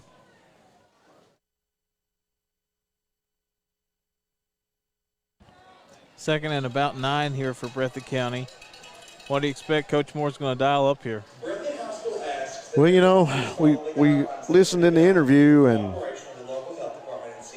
the Greenup County coach said, you know, you're not going to play Coach Kyle Moore, being a great quarterback that he was, without seeing the ball get thrown. The pass plays have seemed to work to this point with great success for the Bobcats.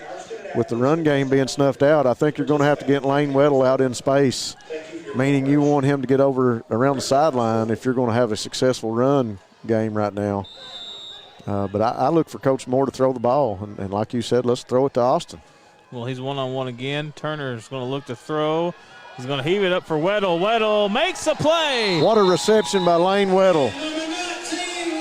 It was Austin Clarkson with the coverage, but Weddle, it's a great play, and if he had been led maybe a little more, might have been a touchdown, but you talk by about the way, it's tremendous. I think Turner even threw off his back foot there. Yeah, you talk about great vision and a great arm by a quarterback. That play was made by Jalen Turner. Jalen able to step back and throw from that back foot and just heave the ball down the field, and Bobcats have got the ball on about the 49-yard line, Musketeer territory. Turner looking to throw. He's going to throw it up near side for Sperry, and that will land out of bounds. Another great thrown ball by Jalen. Just made its way out of bounds. A little bit overthrown. I'm Bradley Charles. He's Rob Hounshell.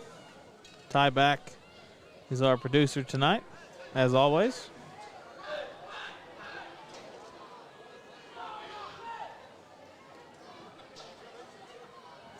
Didn't really get a chance to welcome all of our fans, Bradley, here tonight, but welcome to all you guys watching Bluegrass Sports Nation. Turner is going to throw again. Screen, bowling near side, and he dropped it. He had some green grass there, too. Well, you know, that happens, Bradley. You try to run before you catch the ball, and sometimes that happens. You see it happen every day on big football games on Sundays and Monday nights in the NFL. Same thing happens to those guys. You just you think you've got the ball in hand, and simple drop ball by Caden Boland. That play worked earlier. I'm sure they'll come back to it. 3rd and 10. 2 receivers each side. Turner looking to throw. The rush is coming. Near side, bowling. And a little bit out in front of him. Can't make the play, but it was there, though. Yeah, it was there. Bowling was on stride, too. He was just a yard or two behind the ball, and another foot or two, and And Boland's got that ball headed to the end zone. Looks like Coach Moore is going to send out the punt team. I like the play calls that on the first down, took a shot down the field, second down a screen, and then another shot down the field. Yeah.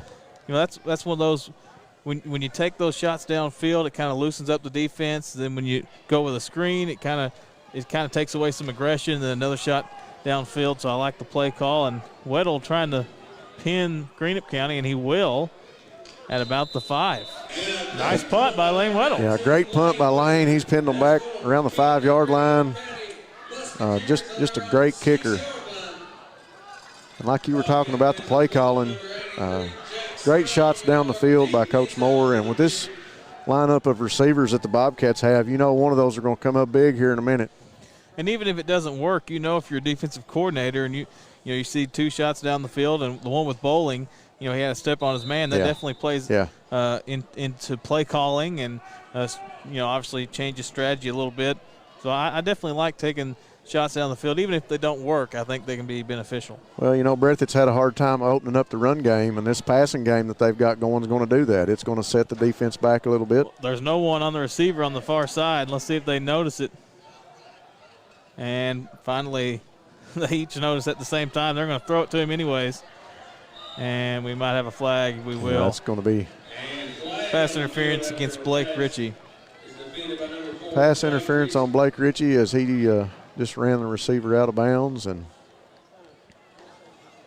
I don't think anybody seen the receiver over there, Bradley, except you there for a few minutes. Well, finally Blake jumped out there on him. Weirman and Ritchie kind of saw it at the exact same time.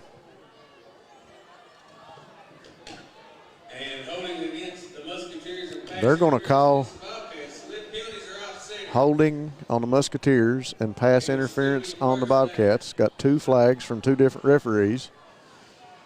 So they're going to say offsetting. Is it an offsetting penalty? Yeah, I believe so. Ball's still going to be sitting on the 6-yard line for the Musketeers as they're pinned back against the end zone. Good looking line for the Musketeers on offense. Good size. Very comparable to the Bobcats. Weirman hands it off. And it's Henderson. Picks up a couple. Young man gets the call here tonight by Coach Moore of the Musketeers to step out and run the ball. So far, he's done a pretty fair job. Now, Greenup County has crossed the 100-yard mark for rushing yards tonight with that carry. Henderson's now picked up, looks like 26 on 4 carries, should be once they update it. Once they update that. Weirman throws near side, incomplete, intended for Clarkson. Third down.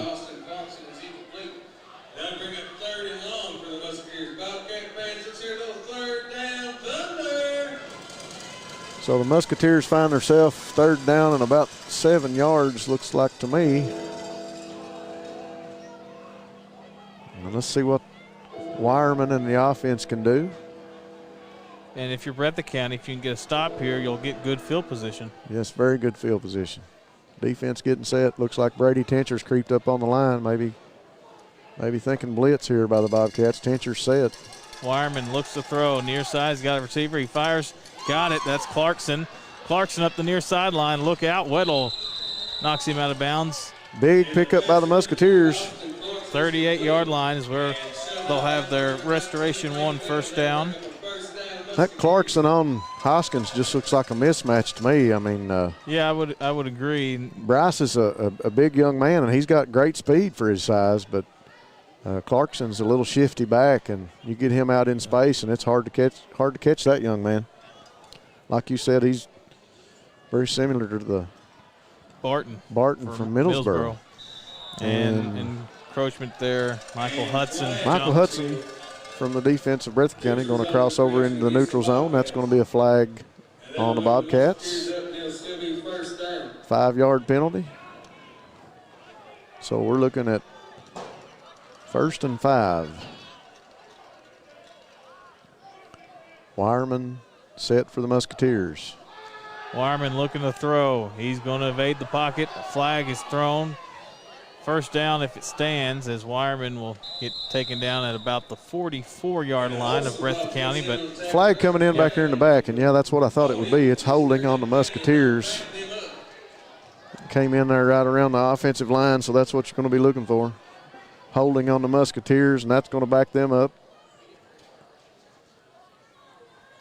Musketeers with some good size, Brad. I mean, all those guys look like they're pretty good size line, and at least averaging a 6 foot or over.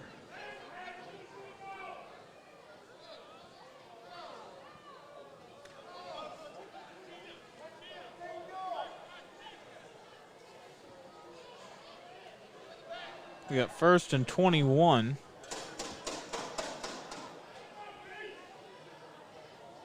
Little question about the ball spot, but I believe that's correct. I mean, we got enough referees here that know what they're doing.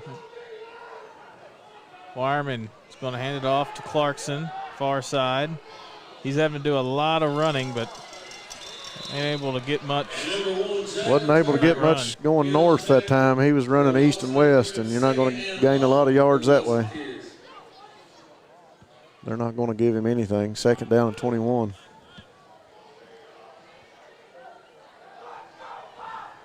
Actually, now they're saying a loss of a yard. 2nd and 22, Brad. Yeah, he did. He lost a yard on that play there. All right, Weirman out of the gun.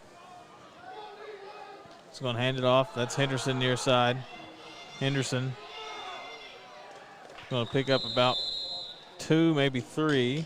Looked like Brady Tincher was going to have him in the backfield, and Henderson able to shake that tackle and pick up a few yards.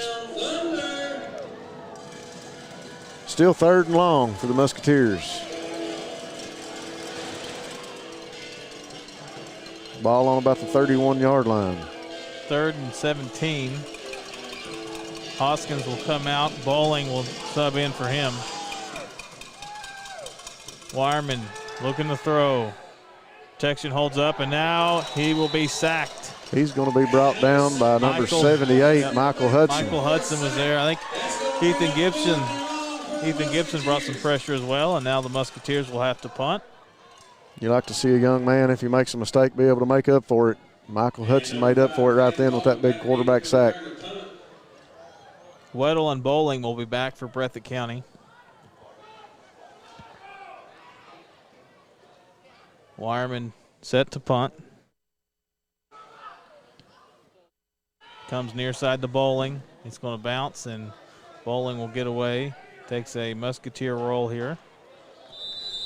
And Breathitt County will take over from their own 39-yard line with 6:05 to play here in the first half, and a 7-0 lead for the Bobcats.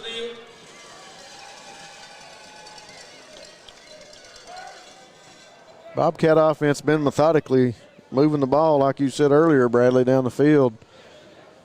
Relied heavily on their passing game as the Musketeer defense has snuffed out our running game thus far. See what Coach Moore dials up this time. Well, Sperry is one-on-one down here on the near side against Braden Craycraft. See if they look to Sperry, and they do, and it was almost intercepted by the linebacker who got in the passing window there, Peyton Boggs. Almost intercepted it. A great tip by Boggs, number 30 for the Musketeers. Ball was coming in hot to Sperry, and Boggs able to get a hand on it and knock that ball away.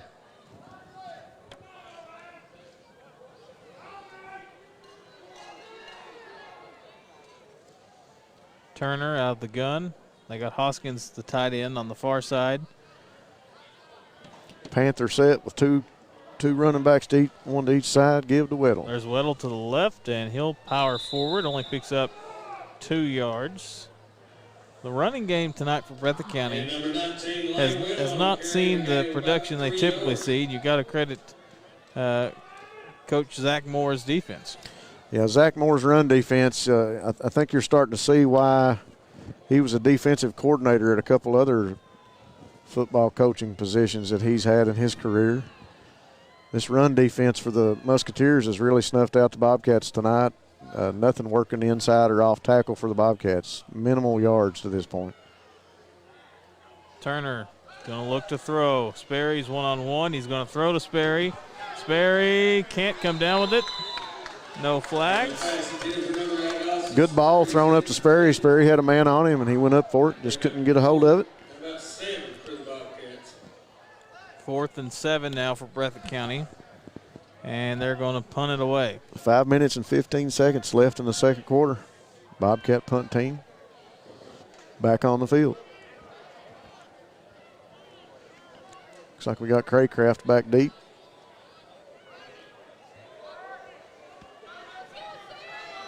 4th and 7.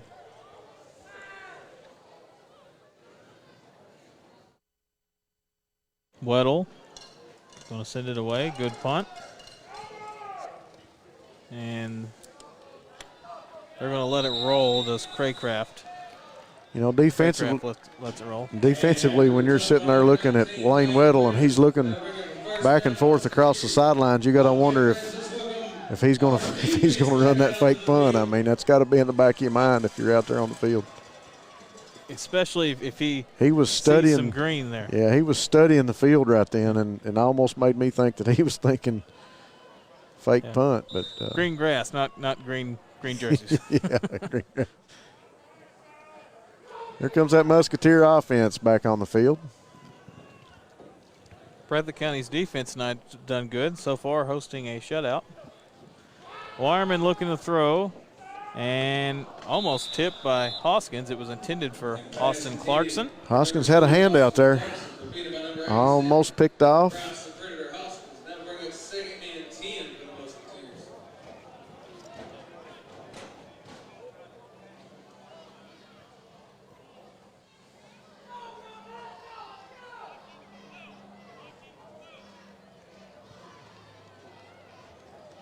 5:03 left here in the second quarter. Breathitt County 7, Greenup County 0. Weirman out of the gun. They send Henderson in motion over the middle, and that is caught on the run by Clarkson. Look out, it's a foot race. Clarkson, Turner's trying to tackle him, and he does. Nice play by Jalen Turner. But a very long gain for Clarkson and the Musketeers. Big pickup by the Musketeers, and that's why you got Jalen Turner back there at safety. He's able to run him down and make the tackle. Big pickup by the Greenup County Musketeers.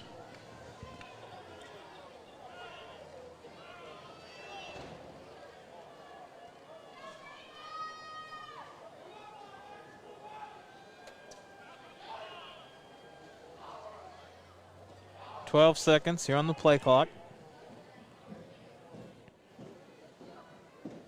They're going to hand it off to Henderson up the middle. Turner there to make the tackle as Tincher will add to the tackle as well.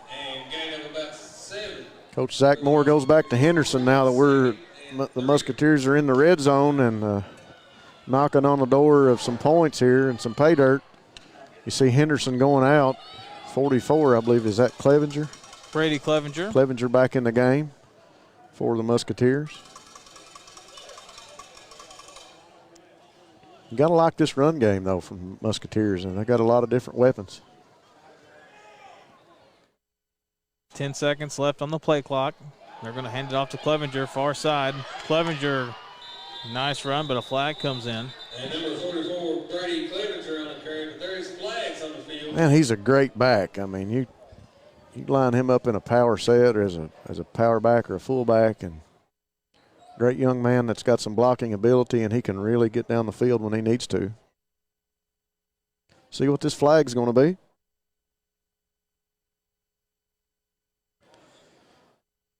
Is that a illegal hands to the?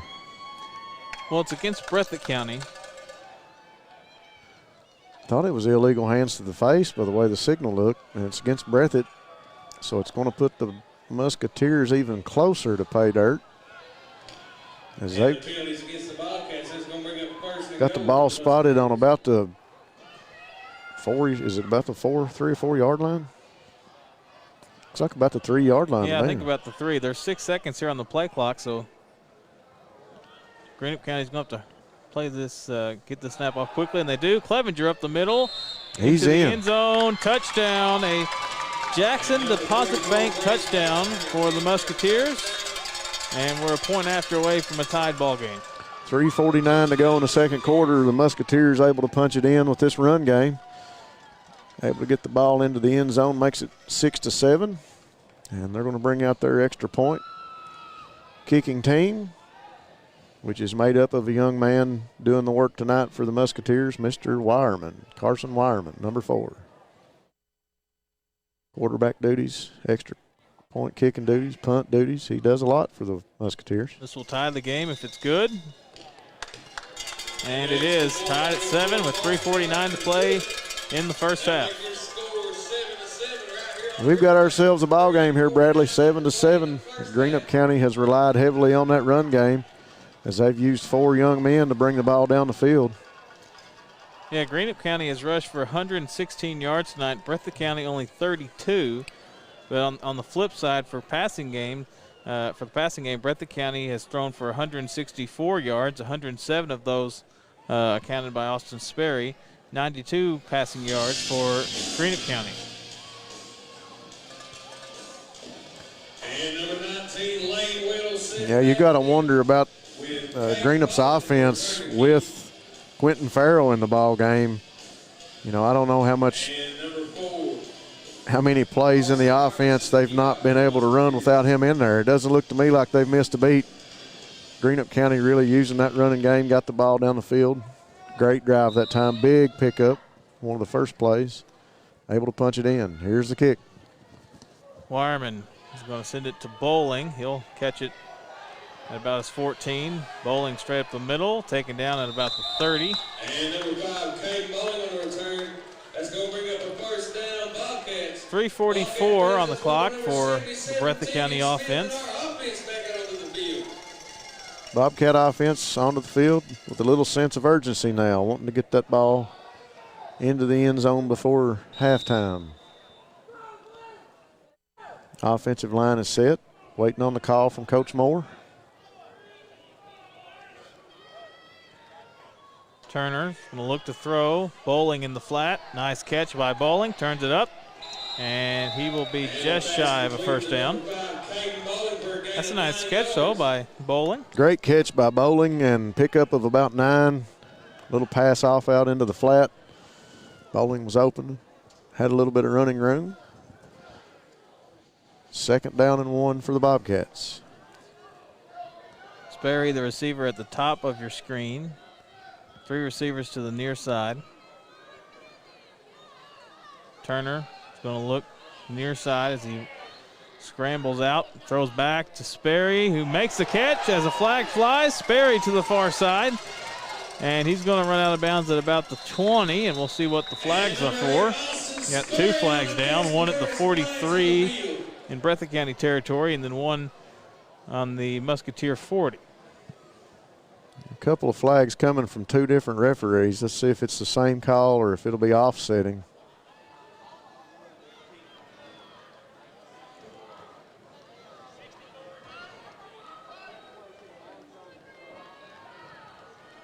I think they got a penalty on Connor It's on Deaton. Connor Deaton. We heard the number 64. And then the flag at the Greenup County 40, I'm not sure what that was. And the pass is against the Bobcats. It'll still be 2nd down. So that penalty falls on the Bobcats, and it's looks like about 2nd down and 6 yards. Turner looking to throw, holding as he throws out to Weddle near side. Weddle will be taken out at the 43, but I think we got holding. Yeah, we're going to have another holding tackle. call on Yeah. 76 Evan Miller. Holding against the Bobcats. That'll back them up. They'll still be 2nd down. Trying to keep his man off the quarterback right back there close in the pocket, and the referee was right there and saw it. So the Bobcats get backed up another time on penalty yards.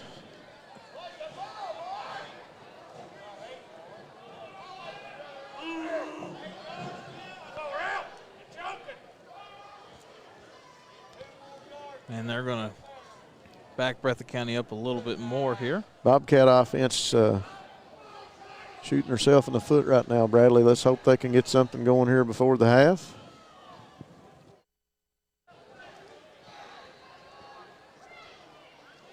2nd and about 23. Coach Moore sends in the play call here. I'd be looking for Sperry or Weddle right now. Flag down, and I guess they're going to play it out, and Turner's just going to heave it out of bounds. I think Hoskins moved early, and Weddle was in motion, and I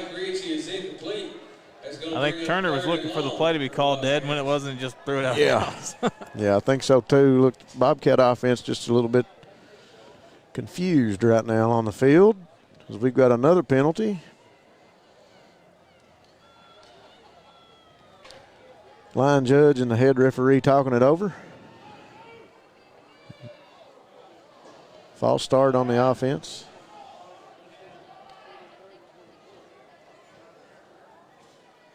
And we're looking at 3rd down and forever for the Bobcats.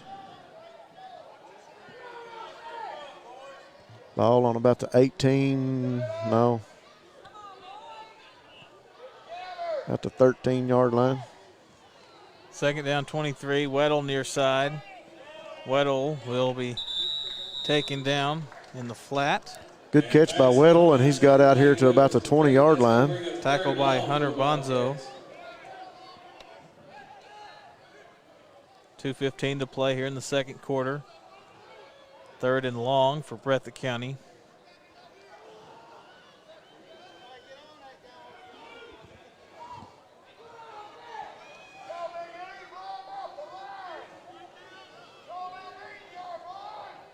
$15 seconds here on the play clock. Sperry one-on-one with Craycraft down here on this next to us. Turner's going to fire it deep downfield for Ritchie, and no flag. Sure looked like pass interference to me, but it's not going to be called. Blake Ritchie got clobbered over on the Musketeer sideline. No pass interference call. Bobcats looking at 4th and long. And they will punt it away.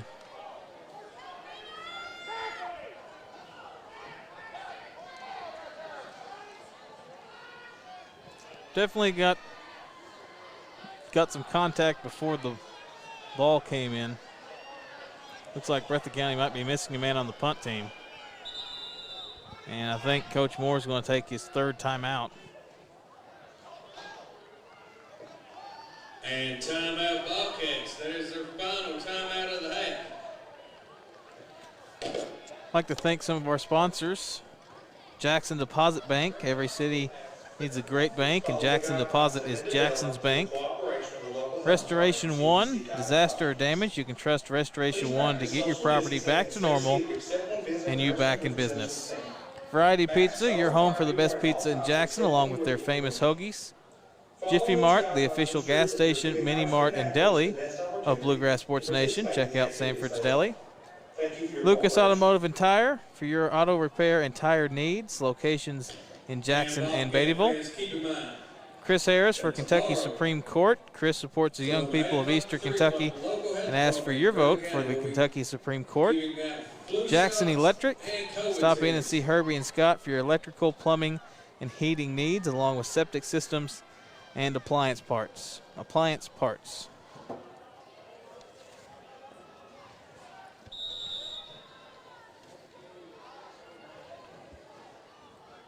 Clock begins to tick, and here's the kick on the punt by Weddle. And that's not going to go into Musketeer territory, and it's even going to take Greenup County roll to the 41 of Breathitt County. After the punt by number 19, Hall with a good stop on the ball to keep it from rolling any further in the opposite direction for Breathitt County. Tell you what, a Greenup County player almost touched the ball, though. Might have got blocked into it, but that would have created some controversy. Yes, sir. 1 minute and 33 seconds left in the 2nd quarter. 7-7 tie here between the Greenup Musketeers and the Breathitt Bobcats. Musketeer offense is coming back onto the field. This is a big possession here for both teams, obviously. Yes, big possession right before the half. Weirman going to look to throw far side and incomplete to Craycraft.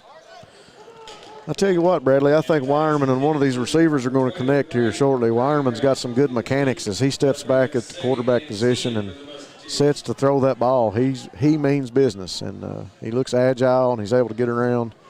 Looks good throwing the ball, and I think he's going to connect with one of these receivers here eventually. It's 3 of 5 tonight for 92 yards. Austin Clarkson has been a large part of the Musketeer passing game tonight. Musketeers trying to draw the Bobcats off sides, and it didn't work. 4 seconds now on the play clock. Weirman going to hand it off. Henderson far side. He's picking up a few yards. Flag down as Henderson will be taken down about the 24. A lot of room. Tackled by, was that Hall or was that Weddle? Couldn't see it from here. And the referees have pulled out the flags again, and this time it falls on the Musketeers as they're going to be called for holding. And they'll get backed up after that big pickup of yards. Seems like that's happened here before tonight, Brad. I feel like that's multiple times. Somewhere between like 6 and 8 penalties for holding flags. Well, I haven't been keeping count, but if I would have, I probably would have quit because it seems like it's happening in repetition. Here's Henderson near side, and he might have had his face mask and grabbed. We got another flag. I think it was Bryce Hoskins. Okay, no, holding. Well, Hoskins. I thought they were going to get a face mask. mask. I did too. Hoskins and Tencher were both in on that tackle, and it looked a little bit high for a tackle to me. But Hoskins even kind of hit his chest like my bad. So another holding call on the Musketeers, and that backs them up. I mentioned Austin Clarkson in the passing game tonight. 2 catches for 87 yards. He also has 3 carries for 42 yards.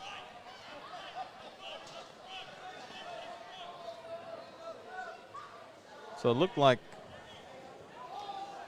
it might be against Breathitt County on that flag, but it was against the Musketeers. 2nd and 32 now. Under a minute to play. Weirman is going to quickly throw it out to Clarkson. Clarkson picks up 10 yards, still going, and another flag as Ritchie was in on the tackle. Pass to number 2, Austin Clarkson. And there's a flag on the field. And it looks like it's against the Musketeers.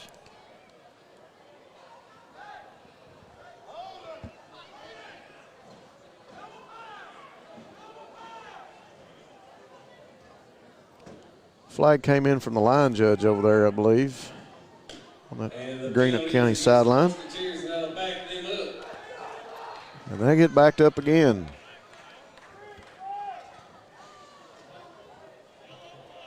Musketeers looking at a 2nd and long with that penalty. And that man just moved on the offense, but it didn't get called. The offensive guard for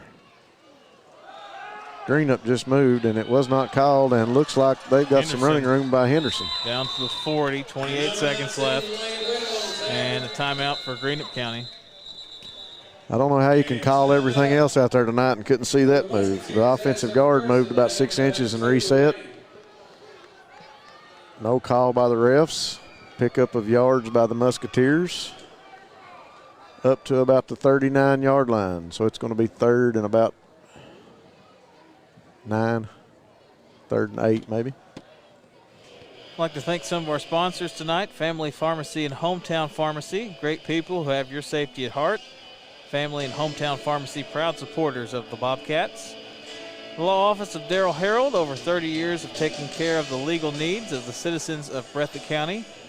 Citizens Bank and Trust Company of Jackson, serving Breathitt County for over 50 years. Check out the CBTJ free mobile app, your banking right on your mobile device.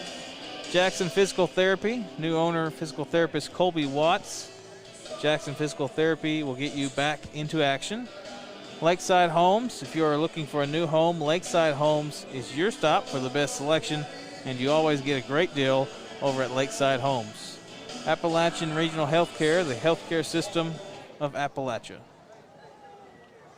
Great list of sponsors here bringing you guys Bluegrass Sports Nation football action from Jackson, Kentucky at the Mike Holcomb Athletic Complex here tonight. I'd like to say a special thanks to all those sponsors. Thanks to everybody that's watching us tonight, too. So the Greenup Musketeers will go to work from the 39 with about 3rd and 9 to go. Weirman's going to look to throw. Steps up in the pocket, down the middle for Craycraft. Intercepted by Jalen Turner. Picked off by Jalen Turner, and he's got some green grass. Turner near side. He's past midfield. Look out. He might take it the distance. Turner at the 30. Turner at the 20. He's going to cut back. Turner inside the 5. Wow. 8 seconds to play. Wow. And you want to talk about.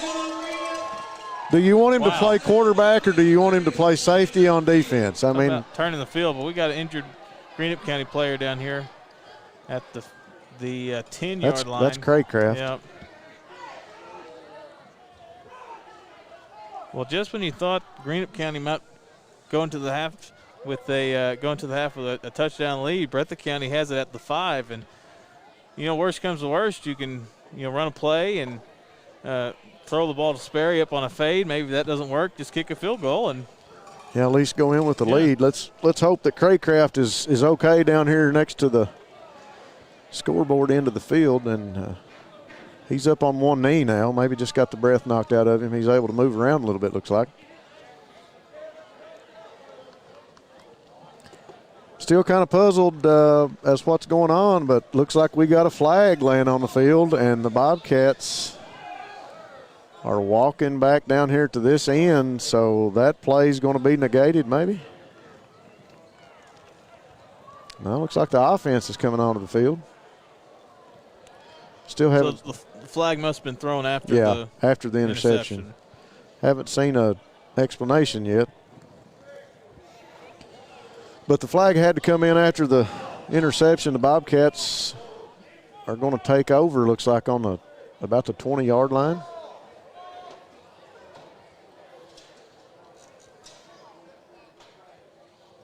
Big interception by Jalen Turner. And he covered a lot of ground, Bradley. Ended up on about the 3 or 4 yard line down at the opposite end of the field, and we've actually got another injured player for Greenup at the opposite end of the field that they're checking out right now. Didn't even notice that until right then. So the Bobcats take a knee. Well, with under 8 seconds here and probably 80 yards to go, Coach Moore might just take a knee and go into halftime.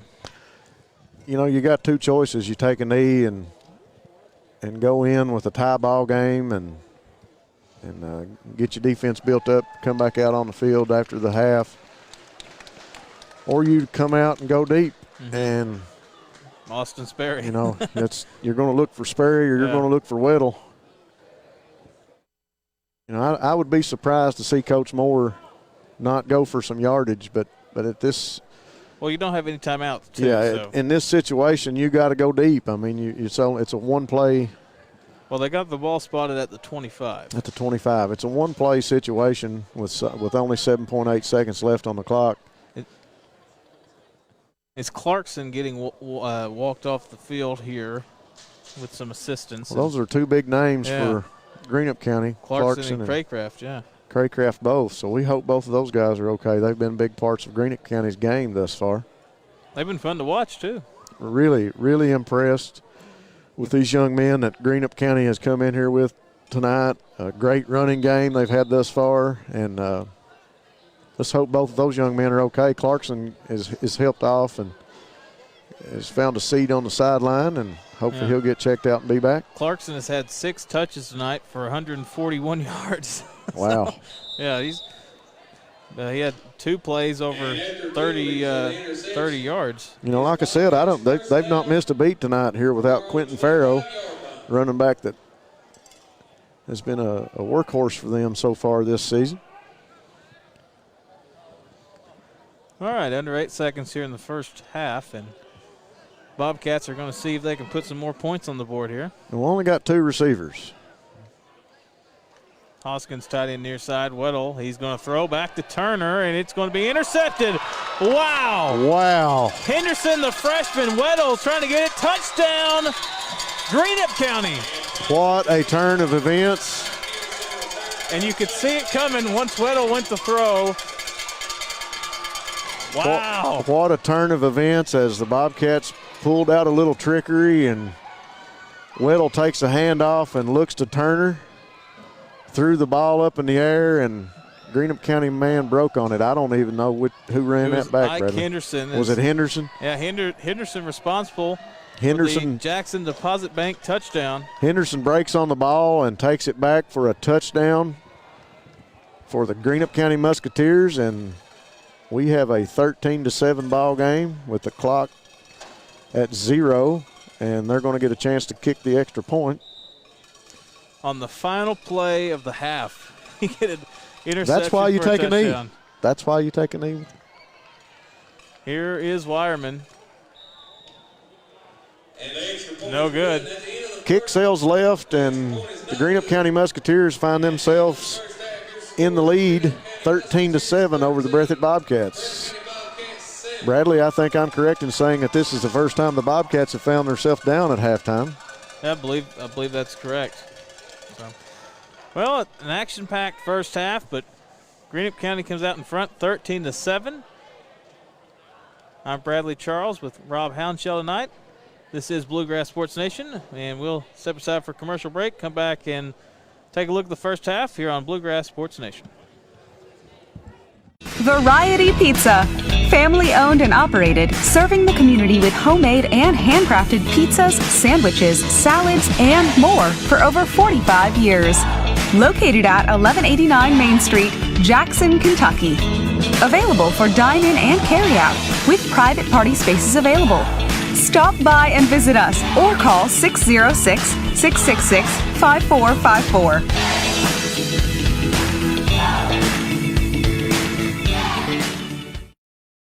At Jackson Deposit Bank, you will find the same small-town community bank atmosphere our loyal customers have expected and appreciated for over a century at this location. With the new name of Jackson Deposit Bank, you will now have access to the most modern banking products and services covering all your needs. Visit us online at cdbt.com, download our mobile app, or come in and let one of our dedicated customer service representatives guide you through our many new products and services, including mobile deposit, virtual wallet, and Zelle, our newest peer-to-peer payment solution. We bring the community bank to you. Visit Jackson Deposit Bank and discover how you can now bank local anywhere. Member FDIC, Equal Housing Lender.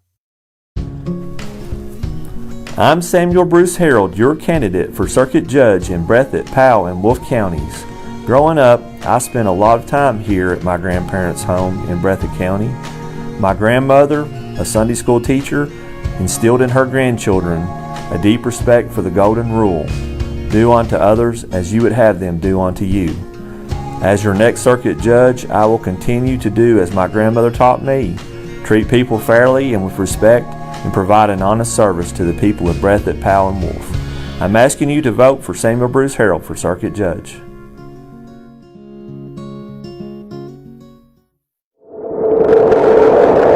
Jackson Electric and Plumbing Supply, located in Jackson, Kentucky, is proud to serve Breathitt and surrounding communities. They are also proud to support the local schools and sports teams. Come in and allow them to help you with all your electric and plumbing supply needs. And now introducing Jackson Septic Supply, selling concrete septic tanks. Give Herbie and the gang a call at 606-666-4052 to see how they can help you. Restoration One, offering fire, water, and mold damage restoration services. The team at Restoration One also provides emergency restoration services, storm damage services, sewage system cleanup, and more.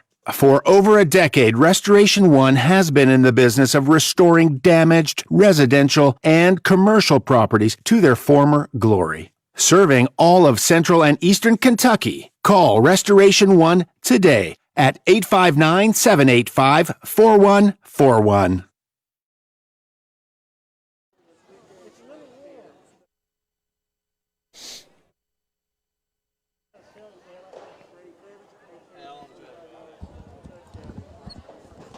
All right, here at halftime, Breathitt County trails Greenup County 13-7. Rob, it was a very action-packed first half and back and forth, and Musketeers have the lead. Yeah, a very surprising end to the first half. You know, you kind of feel like it's almost a playoff matchup. Some things go wrong for the Bobcats. Big interception and run down the field by Jalen Turner, which is called back.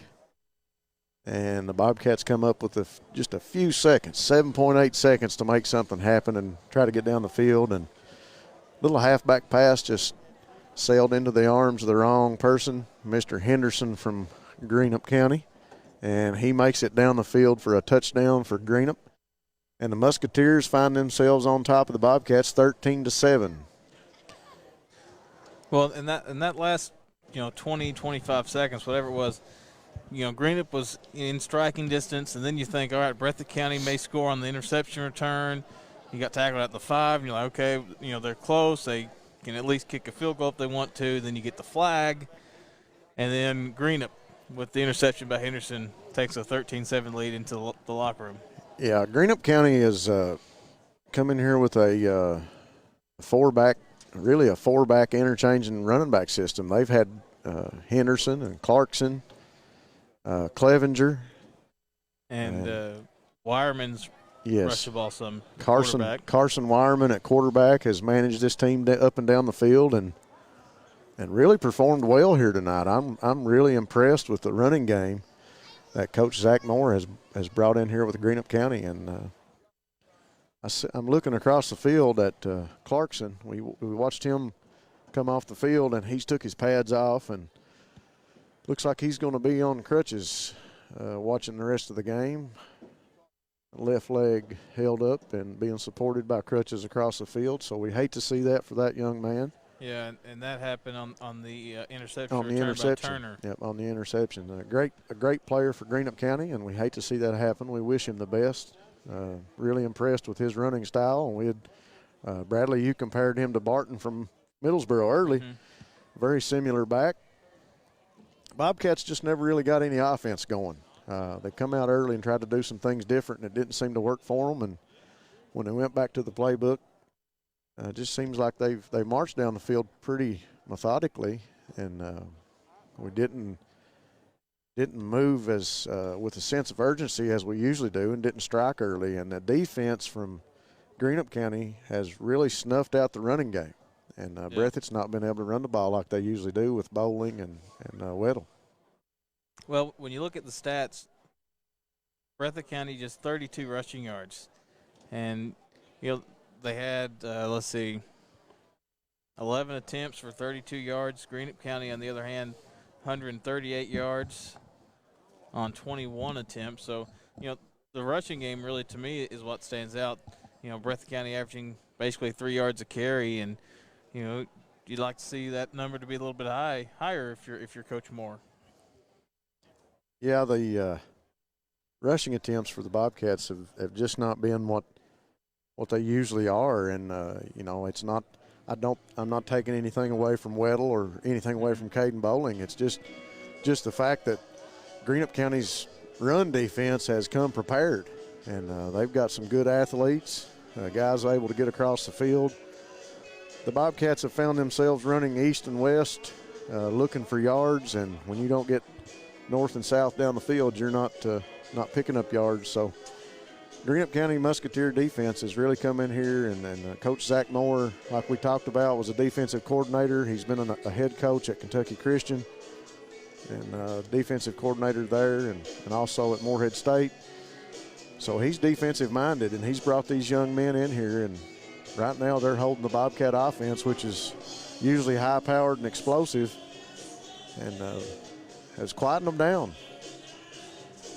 Yeah, and when you look at Breathitt's rushing statistics there in the first half, Jalen Turner has 22 of the 32, and he's the quarterback, and you figure some of those came off, a pass play that broke down, and Jalen's longest run went for 15 yards, so basically half of the rushing yards came from one play there for Breathitt County in that first half. Brendan Miller just showing me a score. Knott County 8, Leslie County 6. I don't know where that ball game stands right now as far as being completion or what quarter it's in, but update some of the fans around here, some local other sports action in our district. Yeah, Bradley, I can't say enough about the stats and the offense. A pretty good combination for Greenup County. When you think about their running game, they haven't really came up with a lot in passing yards, but they've been able to look to different people on that backfield and get the ball down the field. Yeah, and something, we got a score here, 43-7, Pikeville over Hazard with 5:55 to play in the third quarter. That on the Pikeville football Twitter account. What I was mentioning there was, of the 32 rushing yards for Breathitt, 22 came from Jalen Turner, so you figure some of that had to be off of a pass play that broke down.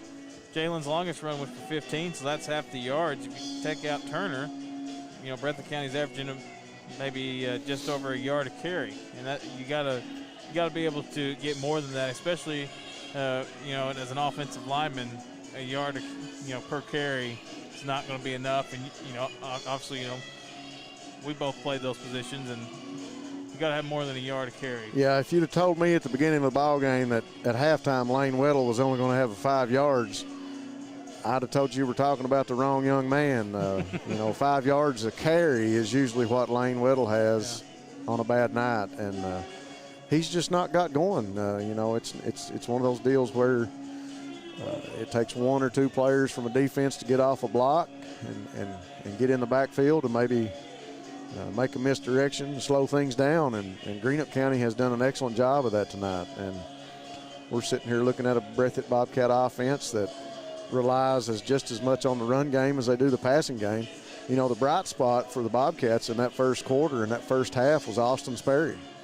You know, Jalen was able to step back and find Austin in a number of situations and get the ball to him. Most of that in the first quarter, too. Most of that in the first quarter, yeah. Austin came up with 3 big receptions I know of in the first quarter. So Austin with a total of 107 yards in receiving tonight. Great to see that young man getting his hands on the ball, making things happen. And Austin is also the recipient of the touchdown pass down here that we've seen. The Pikeville Hazard score is now final, according to Pikeville's Twitter account, Pikeville Football. Well, Rob, what do you look for in the second half?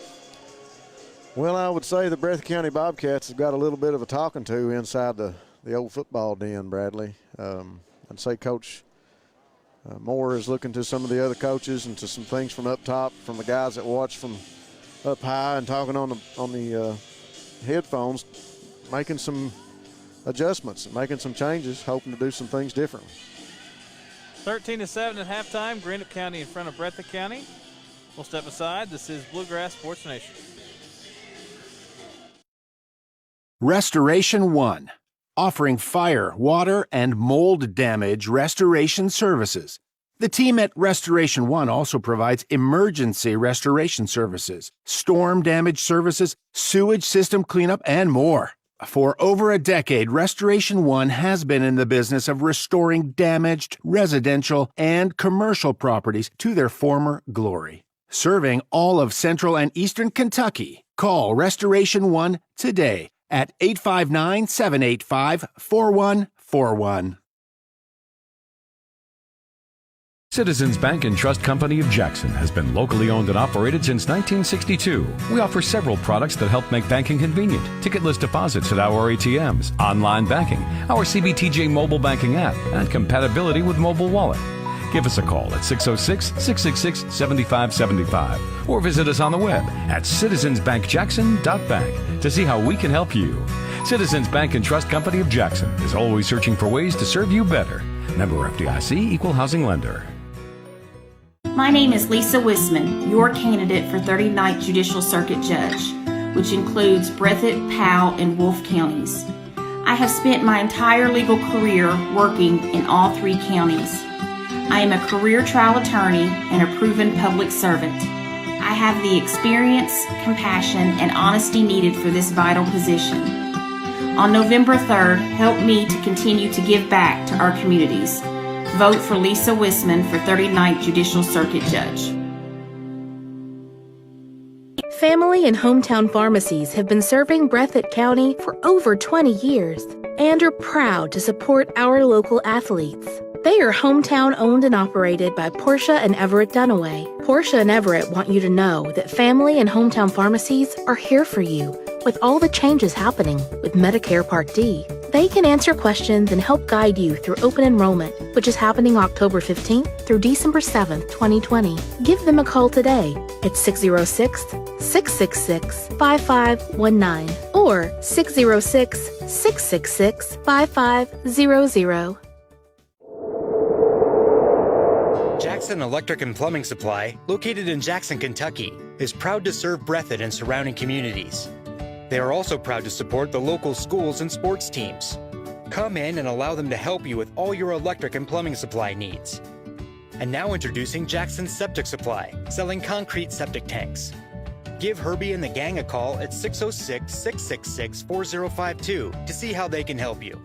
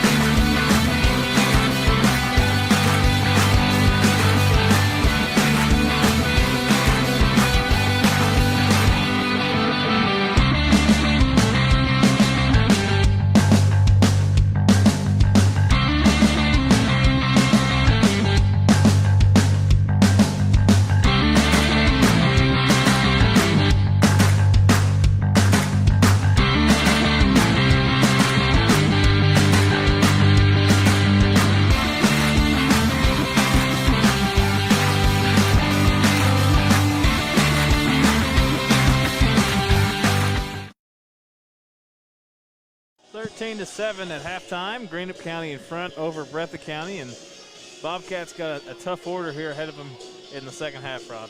Yeah, this is the first time this year, Brad, that the Bobcats have found themselves down at halftime, so we'll see how they come back out in the second half and how they react and how they've made some changes. See what happens. I'm Bradley Charles, joined by Rob Hounshell. Ty back, the producer tonight. I'd like to thank our sponsors, Jackson Deposit Bank. Every city needs a great bank, and Jackson Deposit is Jackson's bank. Restoration One, disaster or damage. You can trust Restoration One to get your property back to normal and get you back in business. Jackson Electric, stop in and see Herbie and Scott for your electrical, plumbing, and heating needs, along with septic systems and appliance parts. Chris Harris for Kentucky Supreme Court. Chris supports the young people of Eastern Kentucky and asks for your vote for the Kentucky Supreme Court.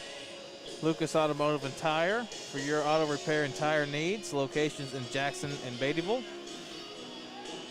Jiffy Mart, the official gas station, mini mart, and deli of Bluegrass Sports Nation. Check out Sanford's Deli. Variety Pizza, your home for the best pizza in Jackson, along with their famous hoagies. Appalachian Regional Healthcare, the healthcare system of Appalachia. Lakeside Homes, if you're looking for a new home, Lakeside Homes is your stop for the best selection, and you always get a great deal at Lakeside Homes. Jackson Physical Therapy, new owner Colby Watts, physical therapist over at Jackson Physical Therapy, will get you back into action. Citizens Bank and Trust Company of Jackson, serving Breathitt County for over 50 years. Check out the CBTJ free mobile app, your banking right on your mobile device. Law Office of Darrell Harold, over 30 years of taking care of the legal needs of the citizens of Breathitt County. Family Pharmacy and Hometown Pharmacy. Great people who have your safety at heart. Family and Hometown Pharmacy, proud supporters of the Bobcats. We've got a fresh 12 minutes on the clock for the start of this third quarter, Brad, and you got to be thinking that these Musketeers are really liking their chances right now.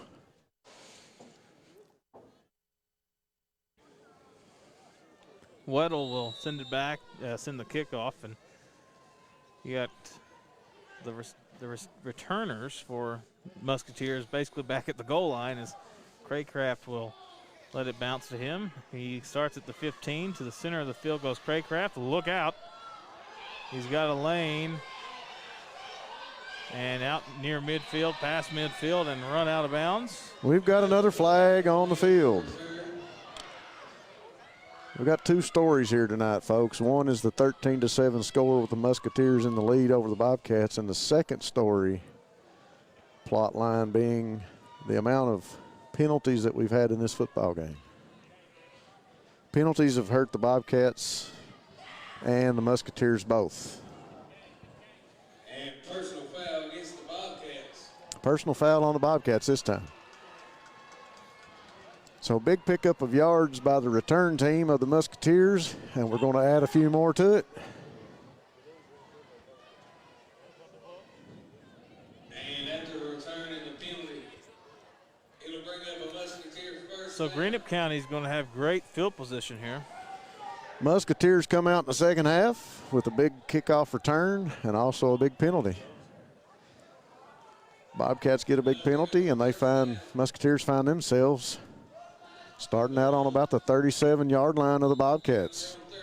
Great field position for the Musketeers. Weirman going to hand it off to Henderson.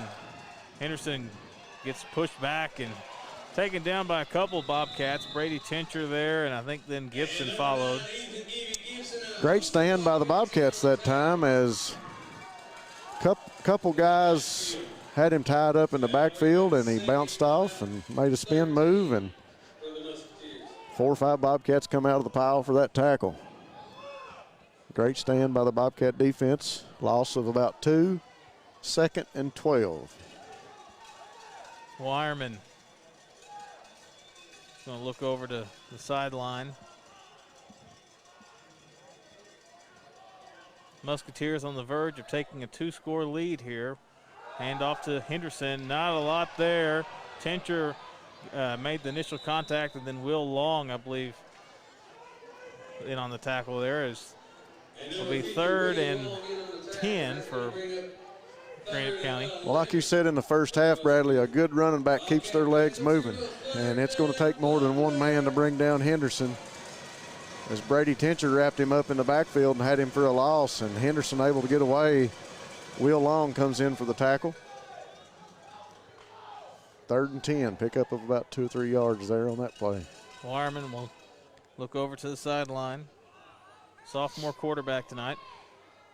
A relatively young team here for the Musketeers. Henderson up the middle. He's got some yardage, cuts to the near side. Turner trying to drag him down and does, but he might have gotten the first down.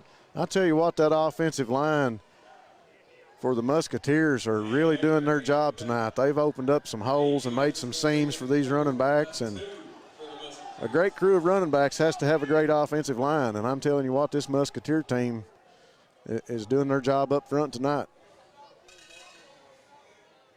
Jake Strong comes in for Breathitt County now on 4th and about 2. Weirman is going to again check and get a change here in play call. Double tight end set. Changing the play call. Henderson is going to get it up the middle.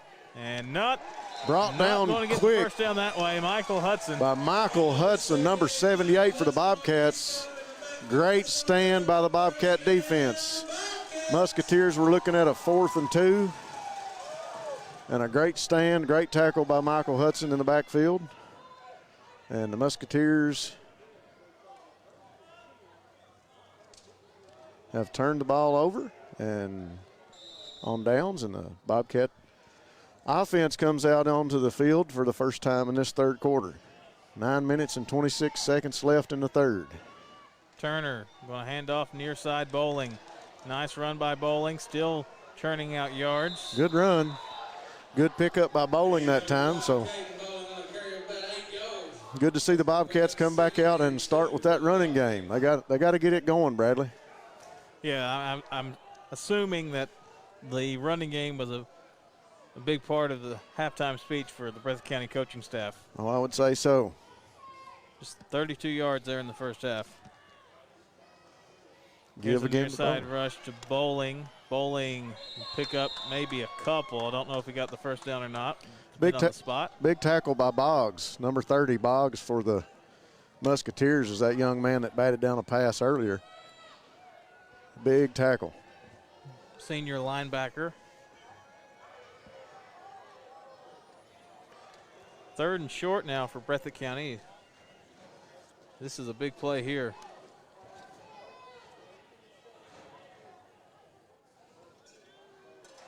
Turner is going to hand it off to Bowling coming near side. Bowling, he will get tackled forward for the first down. Had a blocker that time too. Big Evan Miller in front of him cleared the hole and had a little bit of running room, but he was brought down by another inside defender from the Musketeers. A Restoration 1 first down for Breathitt County. As Hoskins is the tailback next to Turner, 2 receivers on each side. Now we got a double tight. Hoskins up the middle, and I don't know if he got back to the line of scrimmage. I like the play call, but the Musketeer defensive line just in the front 7 did a great job there. Well, we tried that in the first quarter, Bradley, down here on the other end when we first got our first drive, and it didn't seem to work that time either. I'm telling you, this Musketeer defense, when it comes to the running game, they've got the job done tonight. They've been able to stop Breathitt's offense. Turner hands off to Bowling near side. Bowling not able to get much. I gotta tell you, really impressed with the run defense for the Musketeers tonight. It's just been very impressive. You know, I know we keep hitting on it, but when you're able to come into your opponent's home field and hold them to the yardage that this defense has held Breathitt's running game to is phenomenal. The Musketeers have outrushed Breathitt County tonight by 99 yards as of this point anyways. You know, Lane Weddle usually has 5 yards to carry, and tonight he has 5 yards. So they have shut down the running game of the Bobcats. 3rd and 8, Turner looking to throw. He's throwing deep. Ritchie, far side, caught it! Caught by Blake Ritchie down around the 30-yard line of the Musketeers. Wow. And Jalen Turner just finds another receiver. Well, that worked. So let's loosen up the defense and throw a pass down the field and pick up 30 or 40 yards. Great ball by Jalen Turner. Great catch by Blake Ritchie. Deep in the Musketeer territory. Restoration 1 first down for Breathitt County.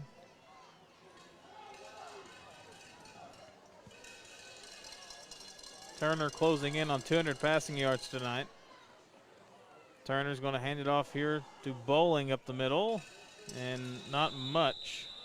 Looked like he might have picked up a couple. Yeah, maybe got back to the line of scrimmage depending on how they spot him.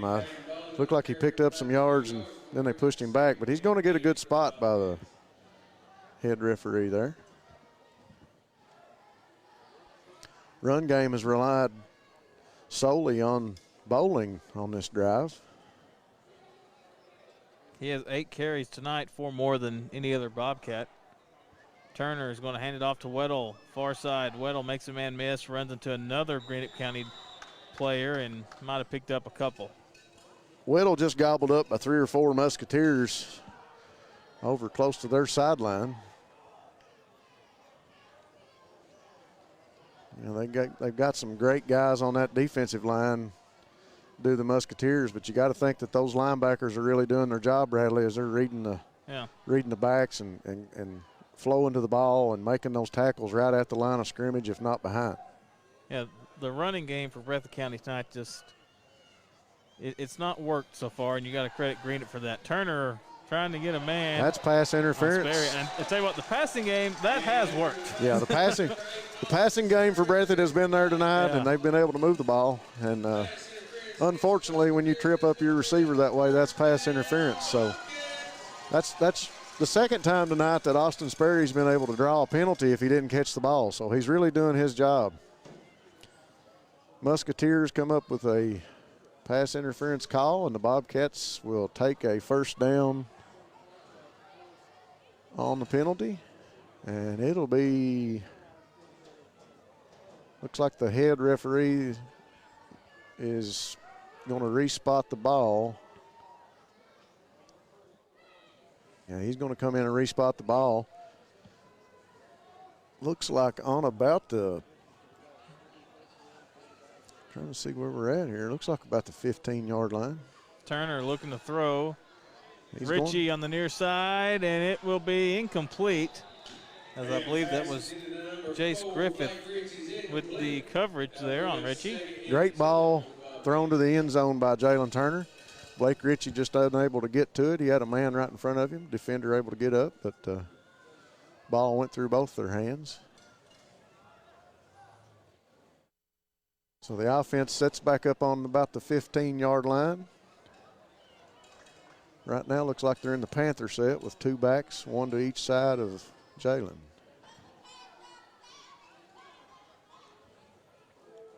Breathitt County trails by 6. They're trying to tie the game up, potentially take the lead. Here's Weddle near side on the carry. Weddle's got some room to work with, cuts back inside, and into the end zone. Touchdown, Bobcats. Well, there's a little bit of momentum for that Breathitt County running game as Lane Weddle is able to follow a couple lead blockers and dance his way into the end zone. Bobcat running game finally decides to come alive here in the third quarter. 4 minutes and 43 seconds left in the third. Bobcats able to tie it up 13-13. It's a Jackson Deposit Bank touchdown for Breathitt County. Bradley, I don't know what your coaches used to say to you at halftime, but I know what was said to us at halftime if we were down. Something sunk into the Bobcats as the extra point by Weddle's up and good, and the Bobcats take a lead 14-13 here in the third quarter. Our halftime speeches weren't very quiet. Yeah, I can remember a few of ours. I can remember a few of ours. Actually, I did have one that we were down by a lot against a really good team, and there was no halftime speech. It was just sit there for 15 minutes and we went back out. There's really nothing to say. You know, we're just playing a better team. But so. Well, I tell you what, Coach Kyle Moore sure dialed up the right number when he wanted some competition for his Bobcats this week. He did, yeah. This Musketeer defense has come in here to Mike Holcomb Athletic Complex and really shown off tonight. They've shown what they can do on the run defense, and Breathitt County able to get a little momentum there and get Lane Weddle into the end zone on a run play. Just a great matchup tonight. These teams are pretty equally matched. You know, I really think that the Musketeers have had the better running game tonight just because of the different backs that they've used. Weddle will kick it off here, and this might be out of bounds. It will be out of bounds, and there'll be a flag. Great kick and distance. It just sailed out of bounds at about the 5-yard line.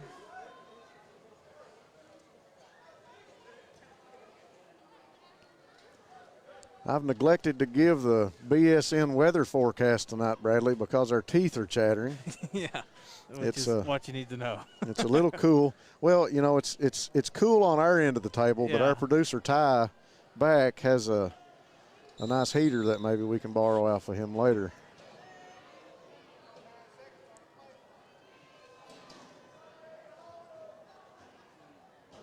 So the Musketeer offense back onto the field, Bradley, as they're going to go to work with 4 minutes and 43 seconds in the third quarter. Weirman is going to get the snap, hands it off Henderson near side.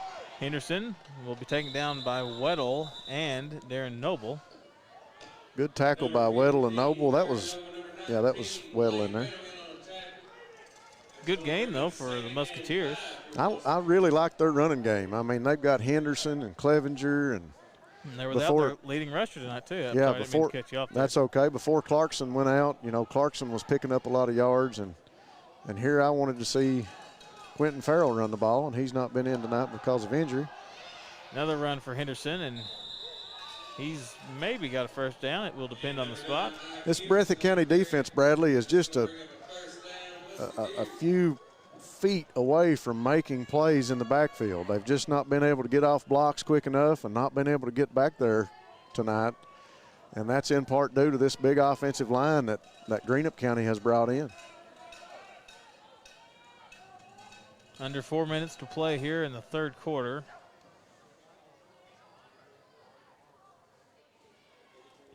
Weirman's going to look to the sideline, hands it off to Henderson near side. Henderson picks up several yards out near a first down yardage, and 2 flags are thrown. Holding against the Musketeers.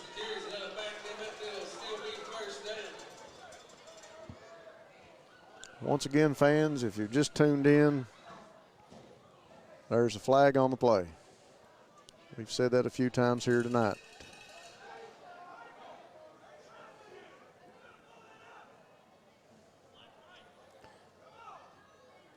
Defensive line getting some coaching from Coach Cornett down on the sideline. The game started with the first scoring play was Austin Sperry on a touchdown. Then the Musketeers responded with a touchdown run by Brady Clevenger. Then right before halftime on the final play, a pick six as Weddle was looking for Turner, and it was intercepted by, I believe it was Ike Henderson, and there's Henderson on the run here, and he's got some running room, and he'll be taken down a couple yards shy of a first down. Before the game, I talked with Coach Casey Allen, and Coach Allen said, we've got to be able to tackle tonight, Rob. And, it's not the fact that we've not been able to tackle, but like I said, we're just a few feet from making those tackles. Greenup Musketeers have been able to get guys on blocks and staying with their blocks and driving their feet like they're taught and doing a great job. I mean, able to pick up 4, 5, 6 yards at every carry. Second down and short for the Musketeers. They're going to hand it off. That's Clevenger. Hoskins trying to take him down. Clevenger still going. The thing I like about this running game for the Musketeers, Brad, is if you watch close, the blocking back, whoever's coming out in front of that running back has got his legs going just as hard as the guy carrying the ball. Very unselfish play by the offense from Greenup County.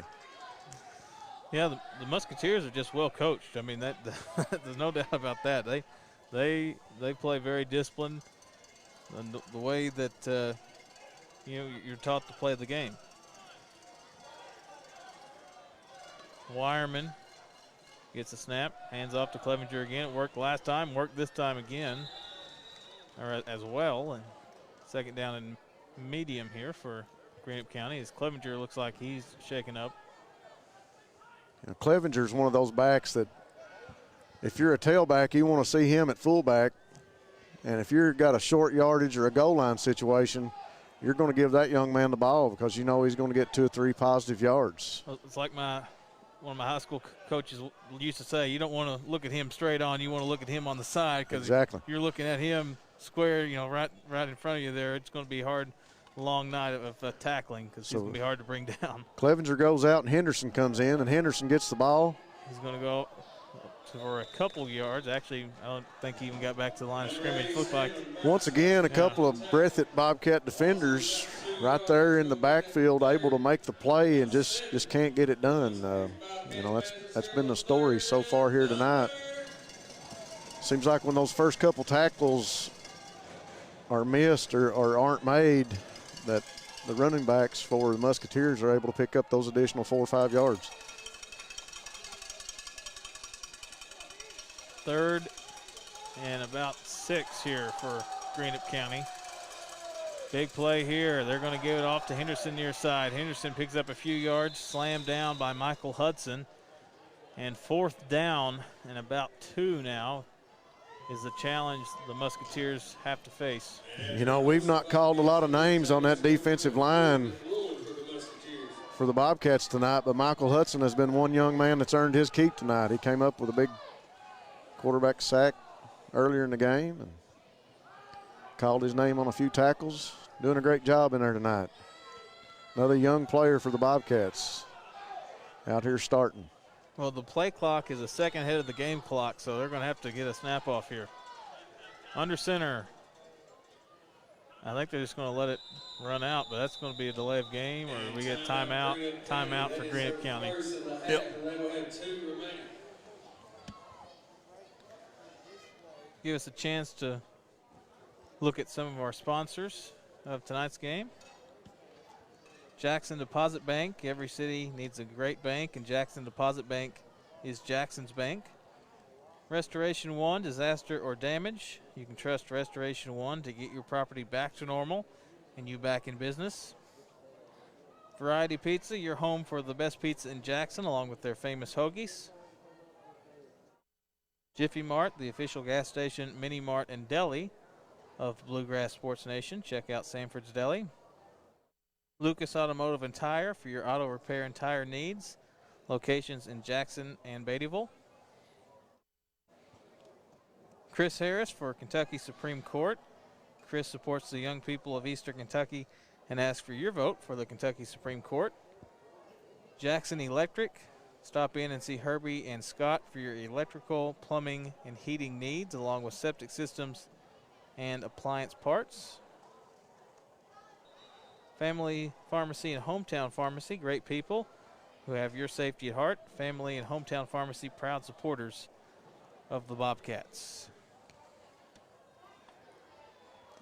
4th and about 1. Long 1, short 2. Out of the gun, Weirman. 22 seconds here on the play clock. Bobcats with a lot of players in the box right now. Weirman's going to hand it off to Clevenger. He'll power for the first down. Here's on the near side inside the 10, taken out by Turner, and a nice run by Clevenger. Showed power early on and speed there at the end. He's going to need a couple seconds to get up. He went out a minute ago, Bradley, and laid down on the sideline what looked like cramps, and he's coming up limping this time. He got up real slow, and great tackle by Jalen Turner and a great show of sportsmanship right then as he gives him 5 as Clevenger makes his way across the field. 14-13. Breathitt County in front after 3 quarters. We'll take a break. This is Bluegrass Sports Nation. Family owned and operated, serving the community with homemade and handcrafted pizzas, sandwiches, salads, and more for over 45 years. Located at 1189 Main Street, Jackson, Kentucky. Available for dine-in and carry-out, with private party spaces available. Stop by and visit us or call 606-666-5454.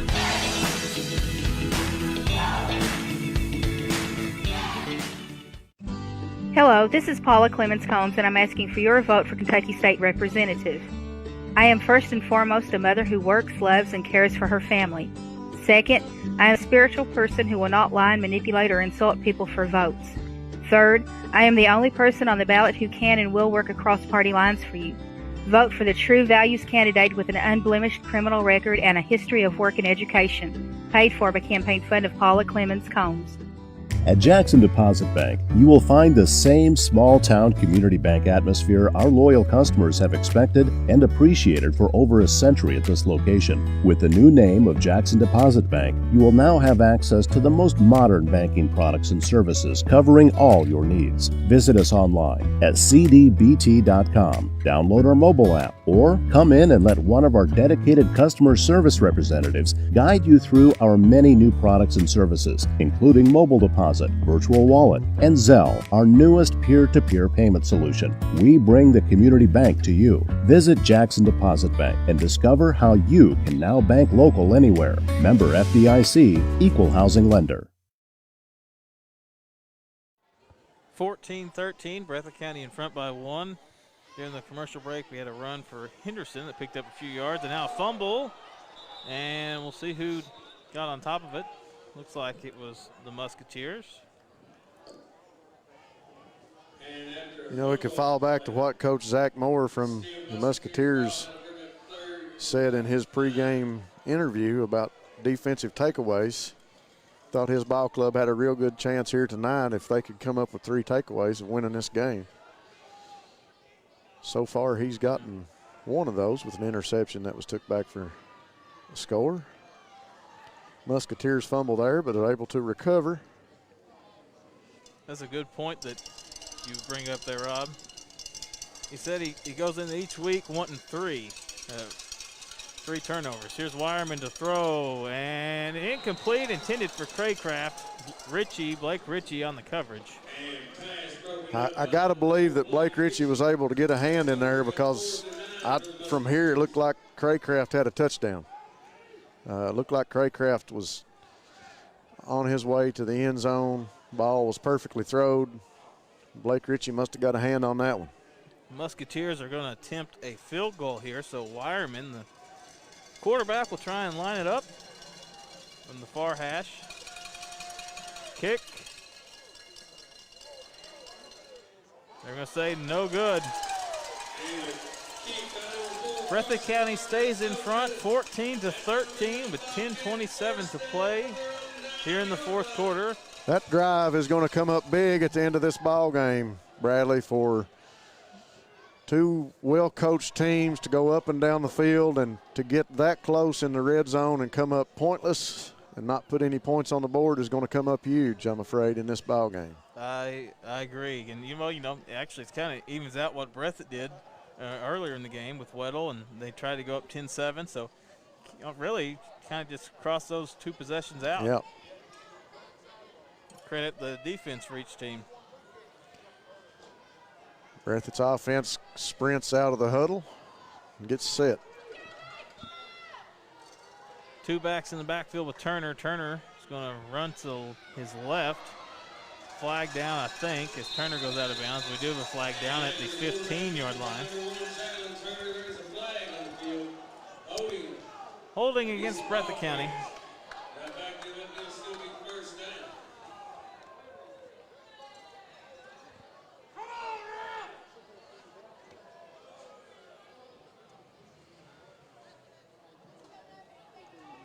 Thanks again to all our sponsors and to all our fans who are joining us here tonight on BSN, watching this great matchup between the Musketeers and the Bobcats. If you haven't already, share this post. We're getting close to the end of the game. Get some people on here to watch into this fun game. 10 minutes and 21 seconds left in the fourth. Bobcats pinned deep against the end zone. Got a long way to go. 1st and 22, same formation as the previous play. Turner is going to look to throw. Far side, Austin Sperry on Craycraft, and he had it and dropped it. Wow. He would have had most likely 1 man to beat for a touchdown if he's able to make that grab there.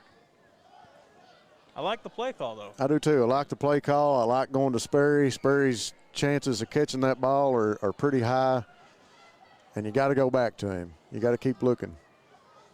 Blake Ritchie came up with a great reception earlier. So when Turner sits back in the pocket, he's got a list of receivers he can check off. Turner is going to hand it off to Weddle near side. Running room for Lane Weddle at the 15, taken out of bounds. That's a pretty good game there on the ground. Pretty good pickup. He's going to be within, I think he's going to be within 6 or 7 yards of, they're saying 3rd and 10, but it looks closer than that to me. Maybe not. I thought he made it up to about the 25. I guess I'm wrong on that one. Ball going to be spotted at about the 19. He must have stepped out of bounds. Clock stopped here at 10:08.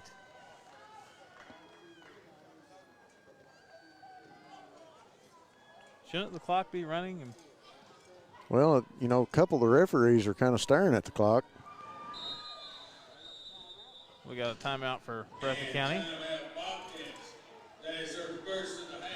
Well, if he did step out of bounds, the clock would have stopped. So maybe that's why the clock stopped. I don't think it stops I don't know. Until like the final 2 minutes of a quarter or towards the end. But anywho, Breathitt County 3rd down, and you really, if you're Coach Moore, you want to pick up this 1st down.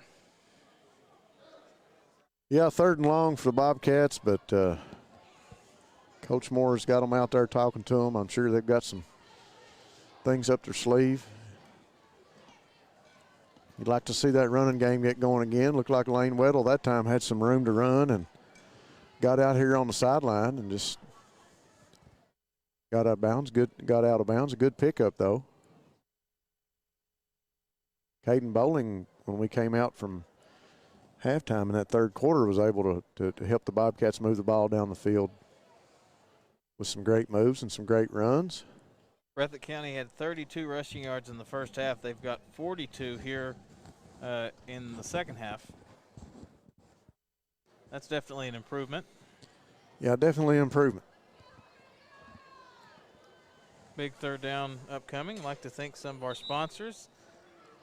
Appalachian Regional Healthcare, the healthcare system of Appalachia, Appalachian Regional Healthcare.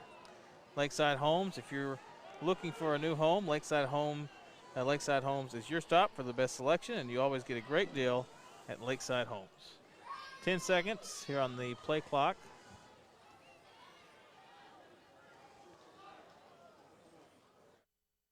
Turner going to look to throw, pressure coming, and he's going to get it to, well, I don't think he was meaning to throw it to Connor Deaton there. Nope. I don't think Connor Deaton is on that list of intended receivers. He had to get rid of the ball. And the Bobcats are going to bring the punt team out on the field. So a big drive for the Musketeers gets shut down. And the Bobcats were unsuccessful in moving the ball, Bradley, in that drive. And Weddle's going to be backed up to punt at about the 10-yard line. Snap a little high, but Weddle fields it, and he's going to take his time to punt it away, and not a lot of distance with that punt.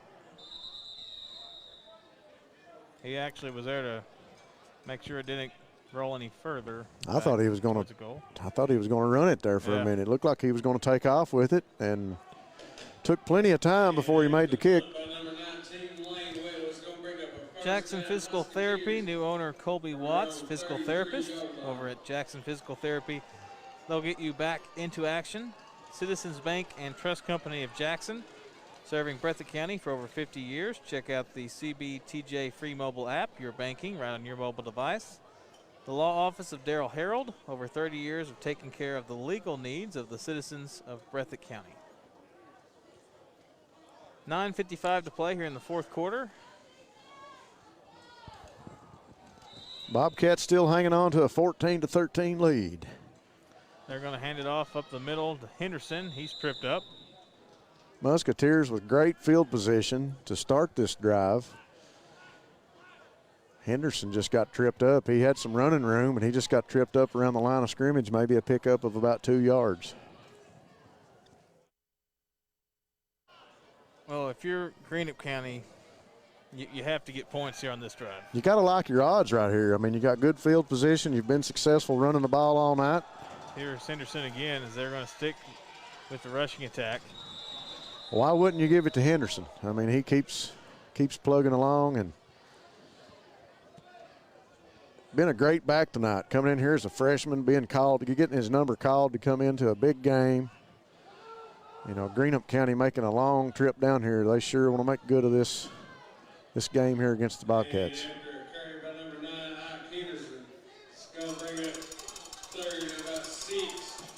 Third and medium. Weirman is going to look over to Coach Zach Moore and get the play call.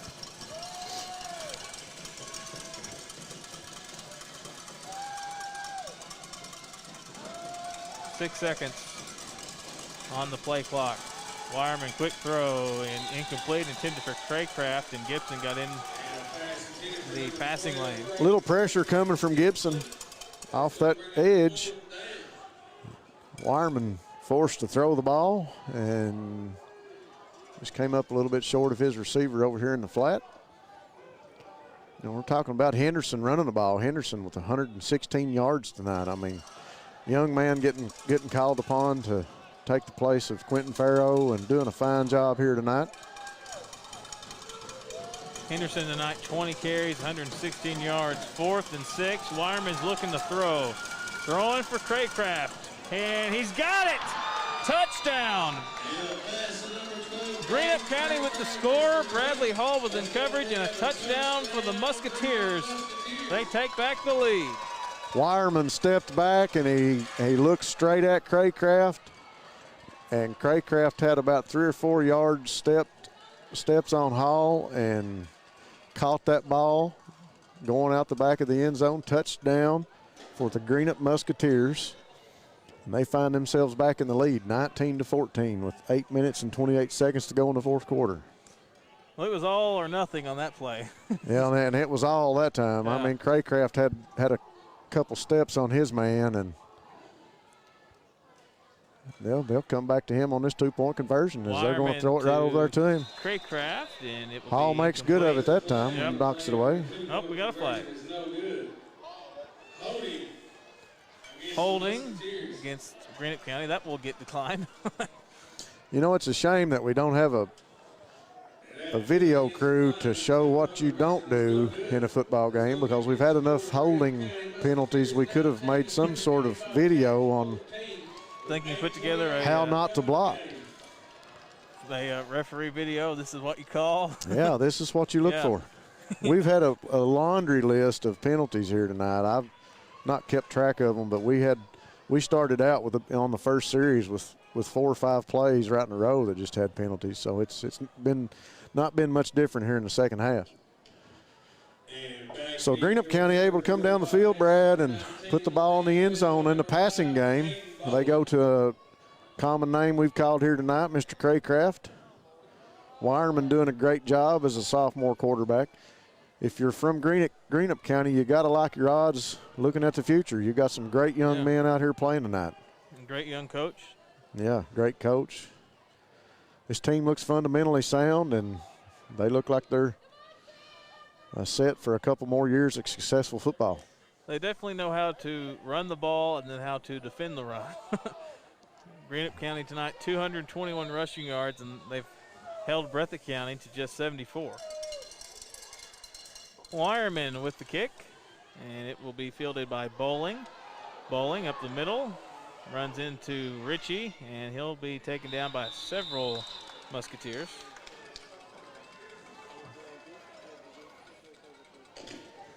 Well, if you're Breathitt County, you've probably got 2, maybe 3 offensive drives left, so you don't have many chances to not score. You really need to convert. Yeah, just like you said about the Musketeers on that last drive about getting points on the board, they came up successful, and this Bobcat team's got a few more yards to go down the field than the Musketeers did, but they need to do the same thing. They need to get the ball in the end zone. Turner going to get it out in space to Weddle. Weddle's going to cut it up and out to about the 35. I like that play call because, like we talked about earlier, you got to get Weddle in a game like this. You want your best athlete somewhere around the ball, and you got to get Lane Weddle out in space, let him make some moves and get down the sideline. I like that little pitch by Turner. Good play call by Coach Moore. Turner going to look to throw. Good protection. He's going to fire it deep for Ritchie. Ritchie off his fingertips. Coverage by Jace Griffith. Would have been a big gain for Breathitt County, but instead, 3rd and 7. Would have been a huge gain. Ritchie outstretched arms and the ball just off his fingertips.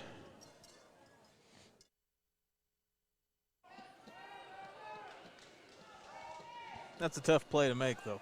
Yeah, tough play to make. Turner had plenty of time. He sat back there and picked his receiver and threw a good ball. Turner just outreached, just couldn't get to it. Turner looking near side. He's going to throw it up for Sperry, and out of bounds. Flag on Craycraft will come in late.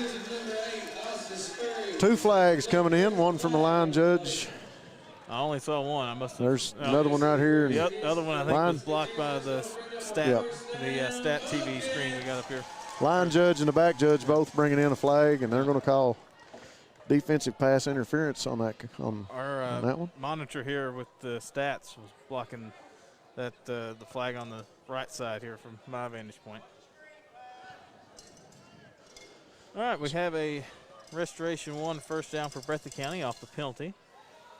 Turner that time was looking for Sperry. You got to believe that marching down the field that they're going to look to him again.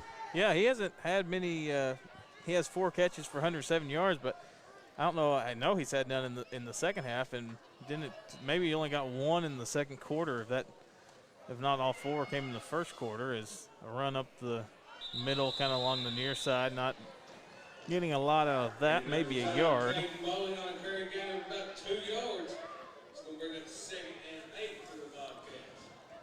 Pickup of about 2. Once again, that run defense of the Greenup County Musketeers stands strong, able to hold Caden Boland to only a pickup of 2. Great. Go ahead. Great 4-man front for Greenup. You got 7:05 left here in the fourth quarter, so the time is definitely a factor at this point. Yeah, at this point in time, you want to use the clock as much as you can, but you still want to get the ball down the field. Hands it off to Weddle on the counter, and he will be met in the backfield, and that was a great play. I believe that was Mason Salmons, the sophomore, with the tackle. Looked like a little counter play, and we were always taught, Bradley, when the guard pulls, you follow that guard. The ball's going to be coming. That's what the linebackers do, is follow your guards. When that guard pulls, the ball's coming right back at you on a counter play, and that's what happened that time. And Greenup County defender able to pick up that tackle in the backfield. 3rd and long, Turner looking for Weddle on the wheel. Weddle makes it, catches it, and Weddle will go in for the score. Breathitt County takes back the lead. Well, I thought we'd see Lane Weddle out in space on a running play, but it's good to see him going down the sideline, catching that ball for a Breathitt County score. No flags, and it's a Jackson Deposit Bank touchdown for Lane Weddle and the Bobcats. Great play call by Coach Kyle Moore to get Lane Weddle out here running down the sideline, and he just ran a deep route and picked up that pass from Jalen Turner. Man, did he gain ground once he caught that ball. He is fast. I think he was able to outrun, I think it was number 38, Chase Crozier.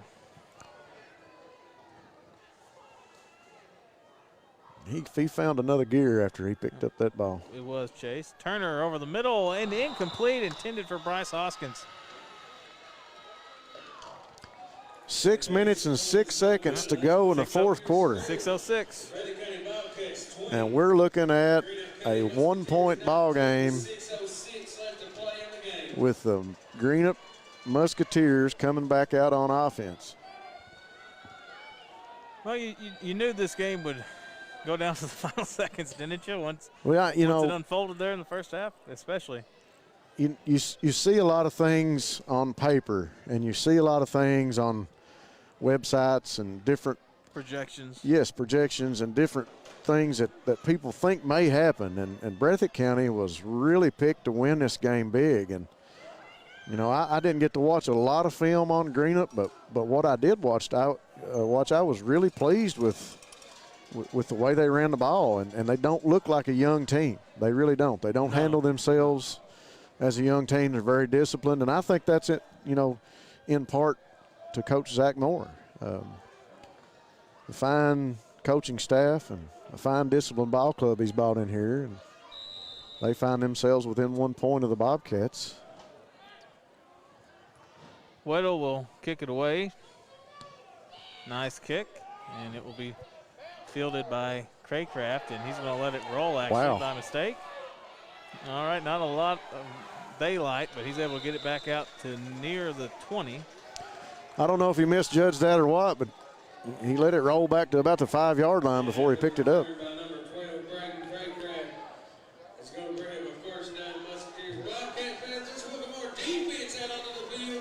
Ball going to be spotted at about the 19-yard line for the Greenup Musketeers as they've got 6 minutes and 1 second. to go in the fourth quarter to work with. Well, if you're Greenup County, this could potentially be your last drive of the game, but you probably get no more than 2 drives. So you got to get some points on the board. Yeah, they're going to be looking for points. I mean, they've come up short on a field goal, but screen, and it'll be intercepted by Turner. Turner is going to take it to the house. Touchdown, Breathitt County. What a play. What a play by the Breathitt defense. And that young man, Jalen Turner, wherever the ball is and wherever the action is, Jalen Turner is going to be close by. Great heads-up play by Jalen Turner. Second interception of the game for the quarterback. To come up with the interception, and he takes that one back for a pick 6. Big-time play by a big-time athlete. A Jackson Deposit Bank touchdown for Breathitt County. Hey, did we talk about defensive takeaways earlier? We did. That's what I thought. Weddle with the extra point. And that's blocked. Wow. 26-19. 5:52 to play in the fourth. Big play like that, and you still don't have a lot of breathing room. Yeah. You still don't have a lot of breathing room. You think about maybe going for 2 there? I know, obviously 2020, but it's hindsight, or hindsight's 2020. But it didn't work on that last touchdown that we had. So I don't know. Maybe the thought was that we would get, Lane Weddle's almost a 99.9% accuracy, and that one probably was going in too, but it was blocked by one of the defenders from the Musketeers. So with 5:52 left in the fourth quarter, Jalen Turner comes up with a big interception for the Bobcats, takes the ball into the end zone.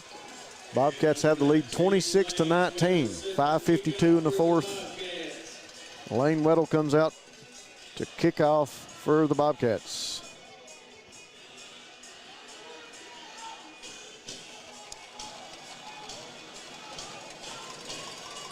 Well, looking at the replay, Garrett Kinney might have been the one to block it. I'm not sure about that. He's 6'5", so it's pretty decent. It's a good chance that he jumped up and got that if he's that tall. Actually, I thought it was 10. I look, it's all 6'5", and well, that's probably a pretty good sign there. Yeah. Weddle will send it away.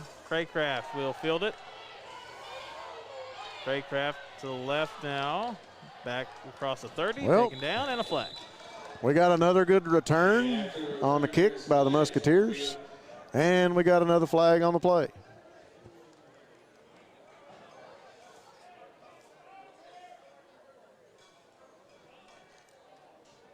Still waiting on a call from head referee.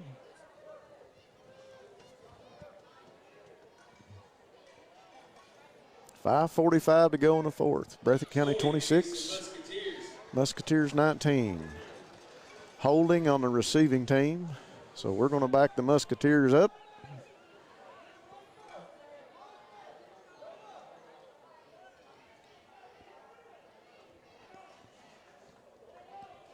Got combined here on the stats we have. I don't know if it included the last one, but got 9 penalties on each team. 78 penalty yards against Breathitt, 98 against Greenup County. Wow. That 10-yard penalty. Here's Henderson on the carry, picks up a couple. That 10-yard penalty backed the Musketeers up to about the 24, 25-yard line. And I think they're going to pick up about 3 on that play.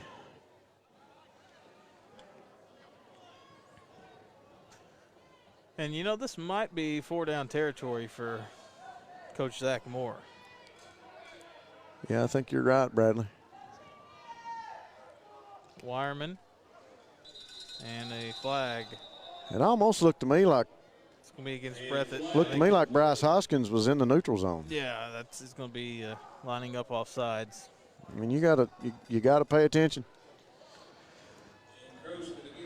Colton Harold's coming in for Michael Hudson. We got Austin Sperry in here now playing corner against Craycraft. Weirman gets a snap, hands it off. And falling close to the first down line is Clevenger. Yep, I believe that was Clevenger. And That was a short run by Clevenger that time. William Long able to come up with that tackle.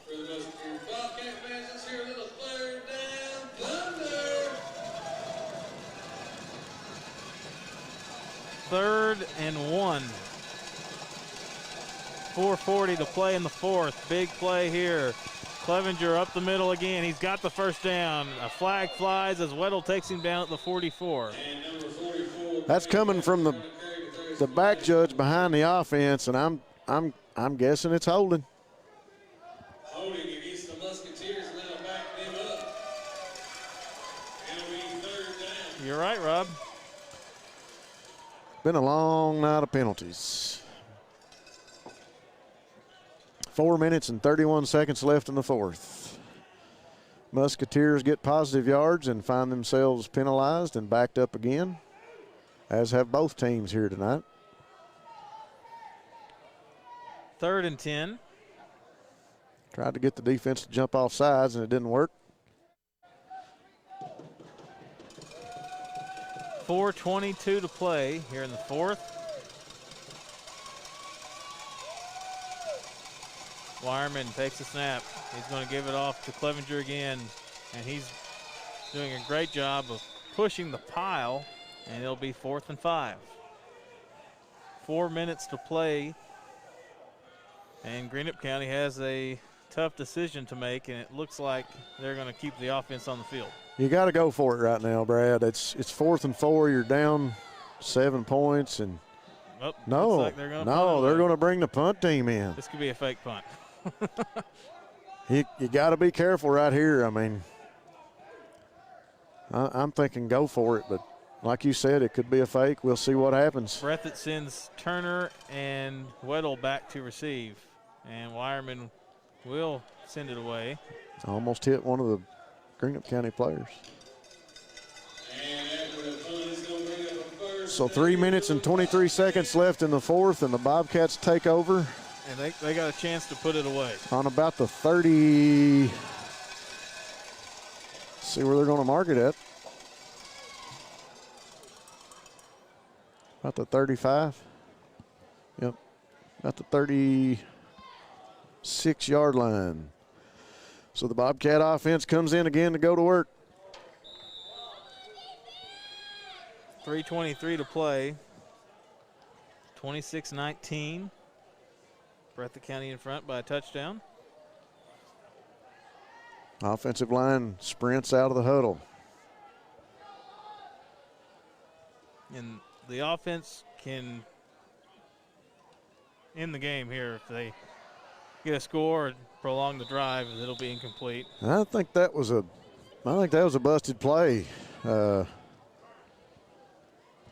Turner was ready to hand the ball off. Nobody was there, and he looked, and yeah, you almost wonder if he would have. The pass wasn't available, and again he had to throw the ball at a lineman just to look like he had an eligible receiver to get rid of it. But you almost wonder if he would have been better off to maybe take a sack or just fall down and let the clock run.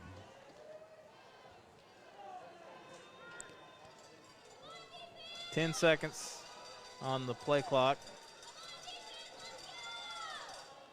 Turner is going to hand it off Weddle near side. Weddle has to backtrack. Now he's coming up as the flag is thrown. Weddle stiff arms number 14 and is taken out of bounds at about the 41. Griffith, the sophomore, but we have a flag holding against Breathitt County.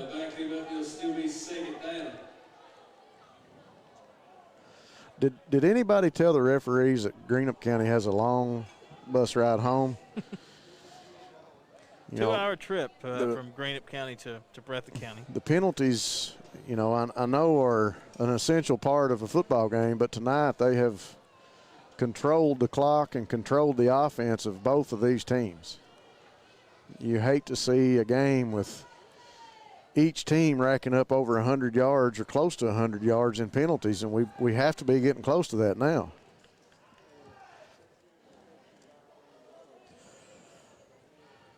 Breathitt's offense with about 13 seconds on the play clock as Turner's not even in the huddle. Turner rushes them to the line. 5 seconds on the play clock. And a flag. Well, we still had 2 seconds on the play clock. What's the call? Still had 2 seconds showing on the play clock. They're going to get a delay of game. I don't understand that.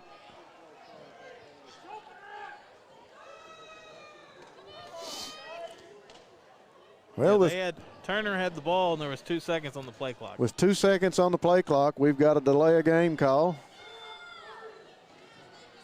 And here's a...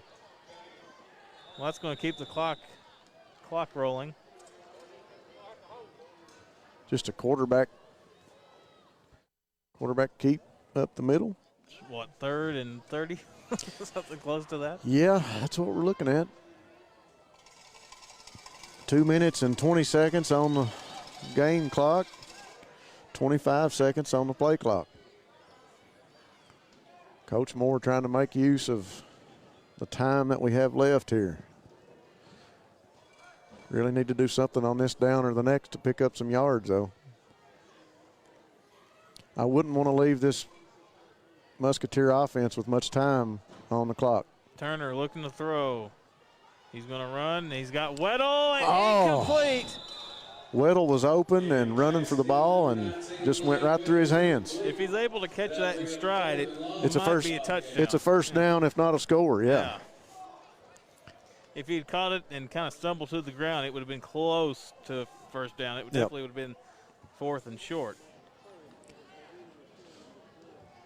So the Bobcats bring out the punt team with 1 minute and 50 seconds left on the clock. Ball is spotted on about the 17. Scoreboard says 15, but it looks like about the 16, 17-yard line. So 2 seconds on the play clock and a timeout for Breathitt County. Timeout called by Coach Moore. 1:50 to play. That is their second of the half, and they will have 1 remaining.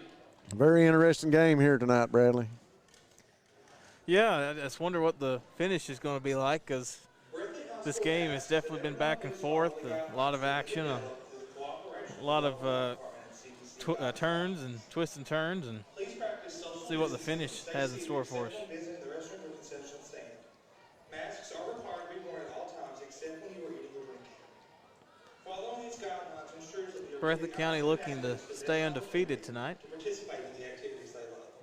Well, this would be a big win for the Musketeers if they could come up with something here in the last minute and 50 seconds.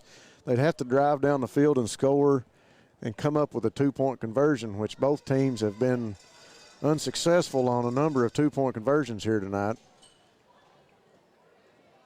But it's going to take a good lane Weddle punt to pin them back, and the last couple punts really hadn't been that good, Brad. So let's see what happens here as Weddle gets the kick. It'll be a good punt this time as Craycraft will backpedal.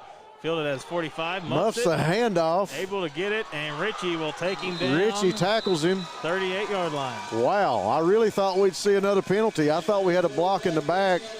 Number 22, Isaac Wheels Turner, looked like he got blocked in the back. There was a no call, but Blake Ritchie able to wrap up Craycraft at about the 37, 38-yard line. He actually muffed that reception.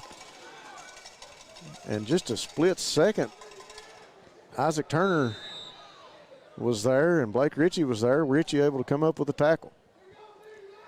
I'm Bradley Charles. He's Rob Hounshell.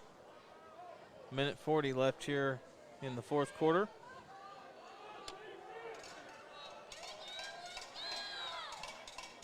This is a drive for the Musketeers as Weirman's going to roll out to his left and fires for Craycraft. That was out of bounds. Did he catch it? He definitely caught it. Was he in bounds? They're going to say he was. Wow. What a play. Wow. And pass to number 12, Craycraft is complete. That's going to bring up Musketeers. That's a restoration 1 first down for Greenup County. Minute 36 left in the game. Play clock at 22 seconds. Big pickup that time with the pass play from the Musketeers. You got to believe they're going to go back to that running game to get into the end zone. Henderson with the carry. He only got a couple. Clock is rolling. 1:25 left. Second down, about 8 to go. Weirman gets the play call. Weirman's going to roll out to the right. Same play as before, looks like. Caught by Craycraft, tackled out of bounds by Lane Weddle. 1:05 left here in the fourth quarter.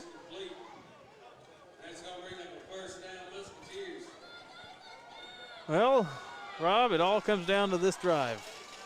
Well, I tell you, Brad, we've talked about it all night long. I'm impressed with this running offense that the Musketeers have brought in here tonight. Not been very impressed with the way the defense of Breathitt County has handled it. Breathitt's not done a good job of containing the running backs. Weirman rolling out to his left, and it will be batted away by Weddle. I think that's the third time that they've ran that play on this drive. And, you know, obviously, if Musketeers can't convert on this drive, the game will be over. But yeah, if they score, they could maybe try and tie it up or go for the 2-point conversion and try and win it. Well, I tell you what, with this offense that the Musketeers have, I gotta like the odds of going for 2. You know, if they're able to score. Weirman's going to hand it off. That's Henderson. He's got a good gain. Up to the left now. First down. Henderson back to the middle. And down at about the 20. Big pickup of yards by Henderson that time. Clock is stopped at 53.5 seconds. Big pickup of yards that time. Looks like they're going to spike it. Weirman. And we'll do just that. So that's going to stop the clock at 47.4 seconds to go in the fourth. Musketeers are driving. Ball on about the 27-yard line.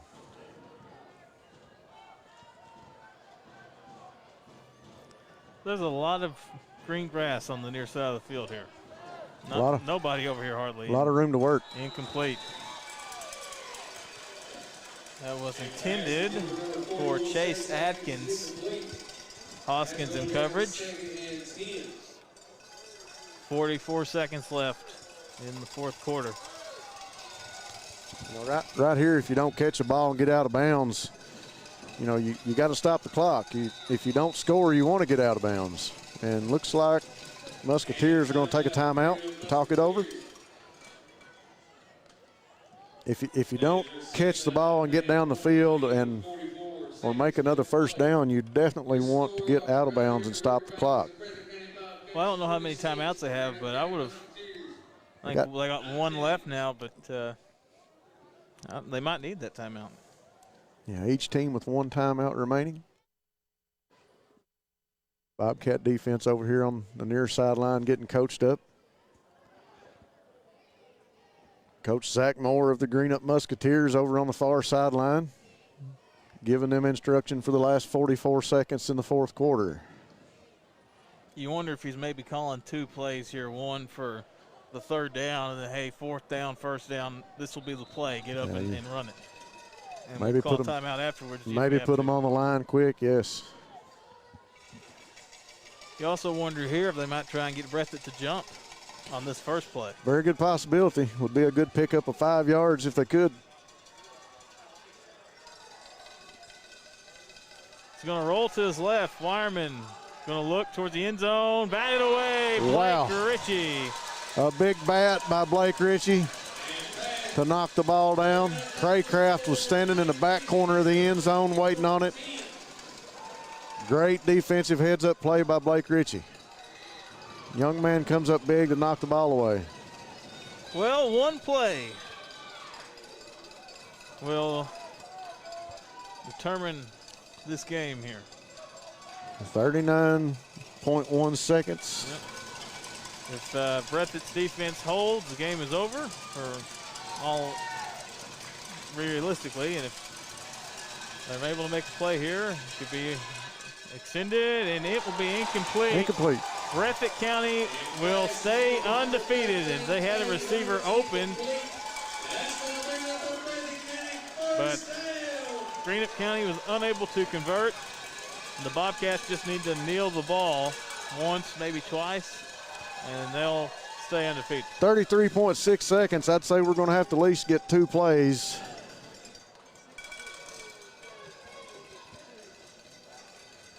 See what Coach Moore sends out with Jalen Turner as the offense comes back to the line. They're going to have Sperry back near the end zone. Turner's going to take a knee out of the shotgun. Let some time run off the clock before he takes that knee. He's smart. Clock's going to stop at 29.1 seconds. And referees make the motion to run the clock like it should be.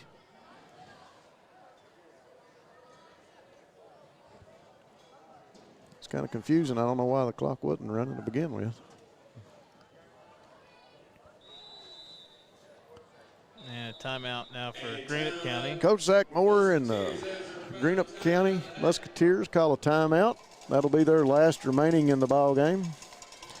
11.7 seconds left in the fourth quarter, Bradley, and the Bobcats seem to have squeaked out a 26-19 victory over the Musketeers. Unless, barring some crazy finish. Crazy happening that we've not anticipated, which has already happened here tonight a couple times.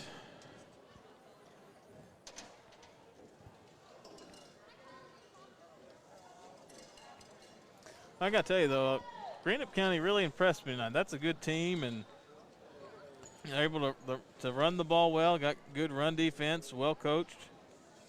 That's a good football team. Yeah, Breathitt didn't seem to come out and click on all cylinders like they have on a couple nights that we've watched them. But not to take anything away from Greenup, that was part of the issue that Breathitt couldn't get going. Is the Greenup Musketeers just took the run game away from the Breathitt Bobcats. The Bobcats slip out of here with a 26-19 victory over the Musketeers. Good game tonight by Breathitt County. We're going to take a break. Breathitt County 26, Greenup County 19. This is Bluegrass Sports Nation. Bob Conley was reprimanded by Kentucky's Judicial Conduct Commission for the way he treats people. Screaming, violating their constitutional rights. You better be damn listening. Outright disrespect. A warning to everybody that's in this courtroom. We deserve better. I'm Chris Harris. It should not matter how rich or poor we are. As your Eastern Kentucky candidate for Supreme Court Justice, I'll treat people fairly, with dignity, and I'll always respect your constitutional rights. Hello, I'm Cameron Adams. I'm running to serve the people of Breathitt, Powell, and Wolf as circuit judge. I grew up in the hollers of Breathitt County, and my legal background includes criminal defense, prosecution, and civil plaintiffs' work. If you are looking for a compassionate, competent circuit judge who truly understands the people he serves, cast your ballot for Cameron Adams this fall. Time that you visit us here at Appalachian Regional Healthcare, things will look different. In creating a safe place, healthy space, our staff will be masked with the appropriate PPE based on the specific risks and clinic settings. You are going to look different as we urge you to come in with a mask, scarf or bandana covering your nose and mouth. We'll be screening you for a temperature, asked a few simple questions, and you will receive a sticker showing that you've completed the screening process. Don't ignore your healthcare needs. The safest place you can be is in our hospitals and clinics. Our new normal may look different now, but our mission has always been about improving health and promoting well-being. As the leaders in infection control, we're committed to providing a safe place, healthy space for everyone in our community. ARH, the healthcare system of Appalachia.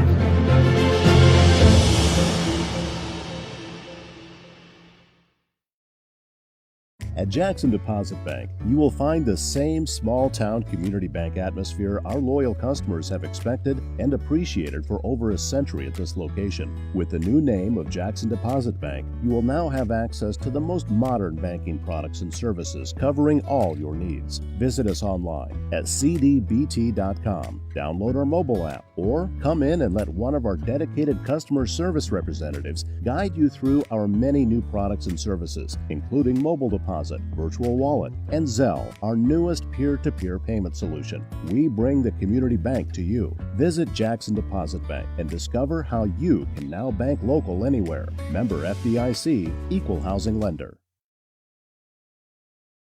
Restoration One, offering fire, water, and mold damage restoration services. The team at Restoration One also provides emergency restoration services, storm damage services, sewage system cleanup, and more. For over a decade, Restoration One has been in the business of restoring damaged residential and commercial properties to their former glory. Serving all of Central and Eastern Kentucky, call Restoration One today at 859-785-4141.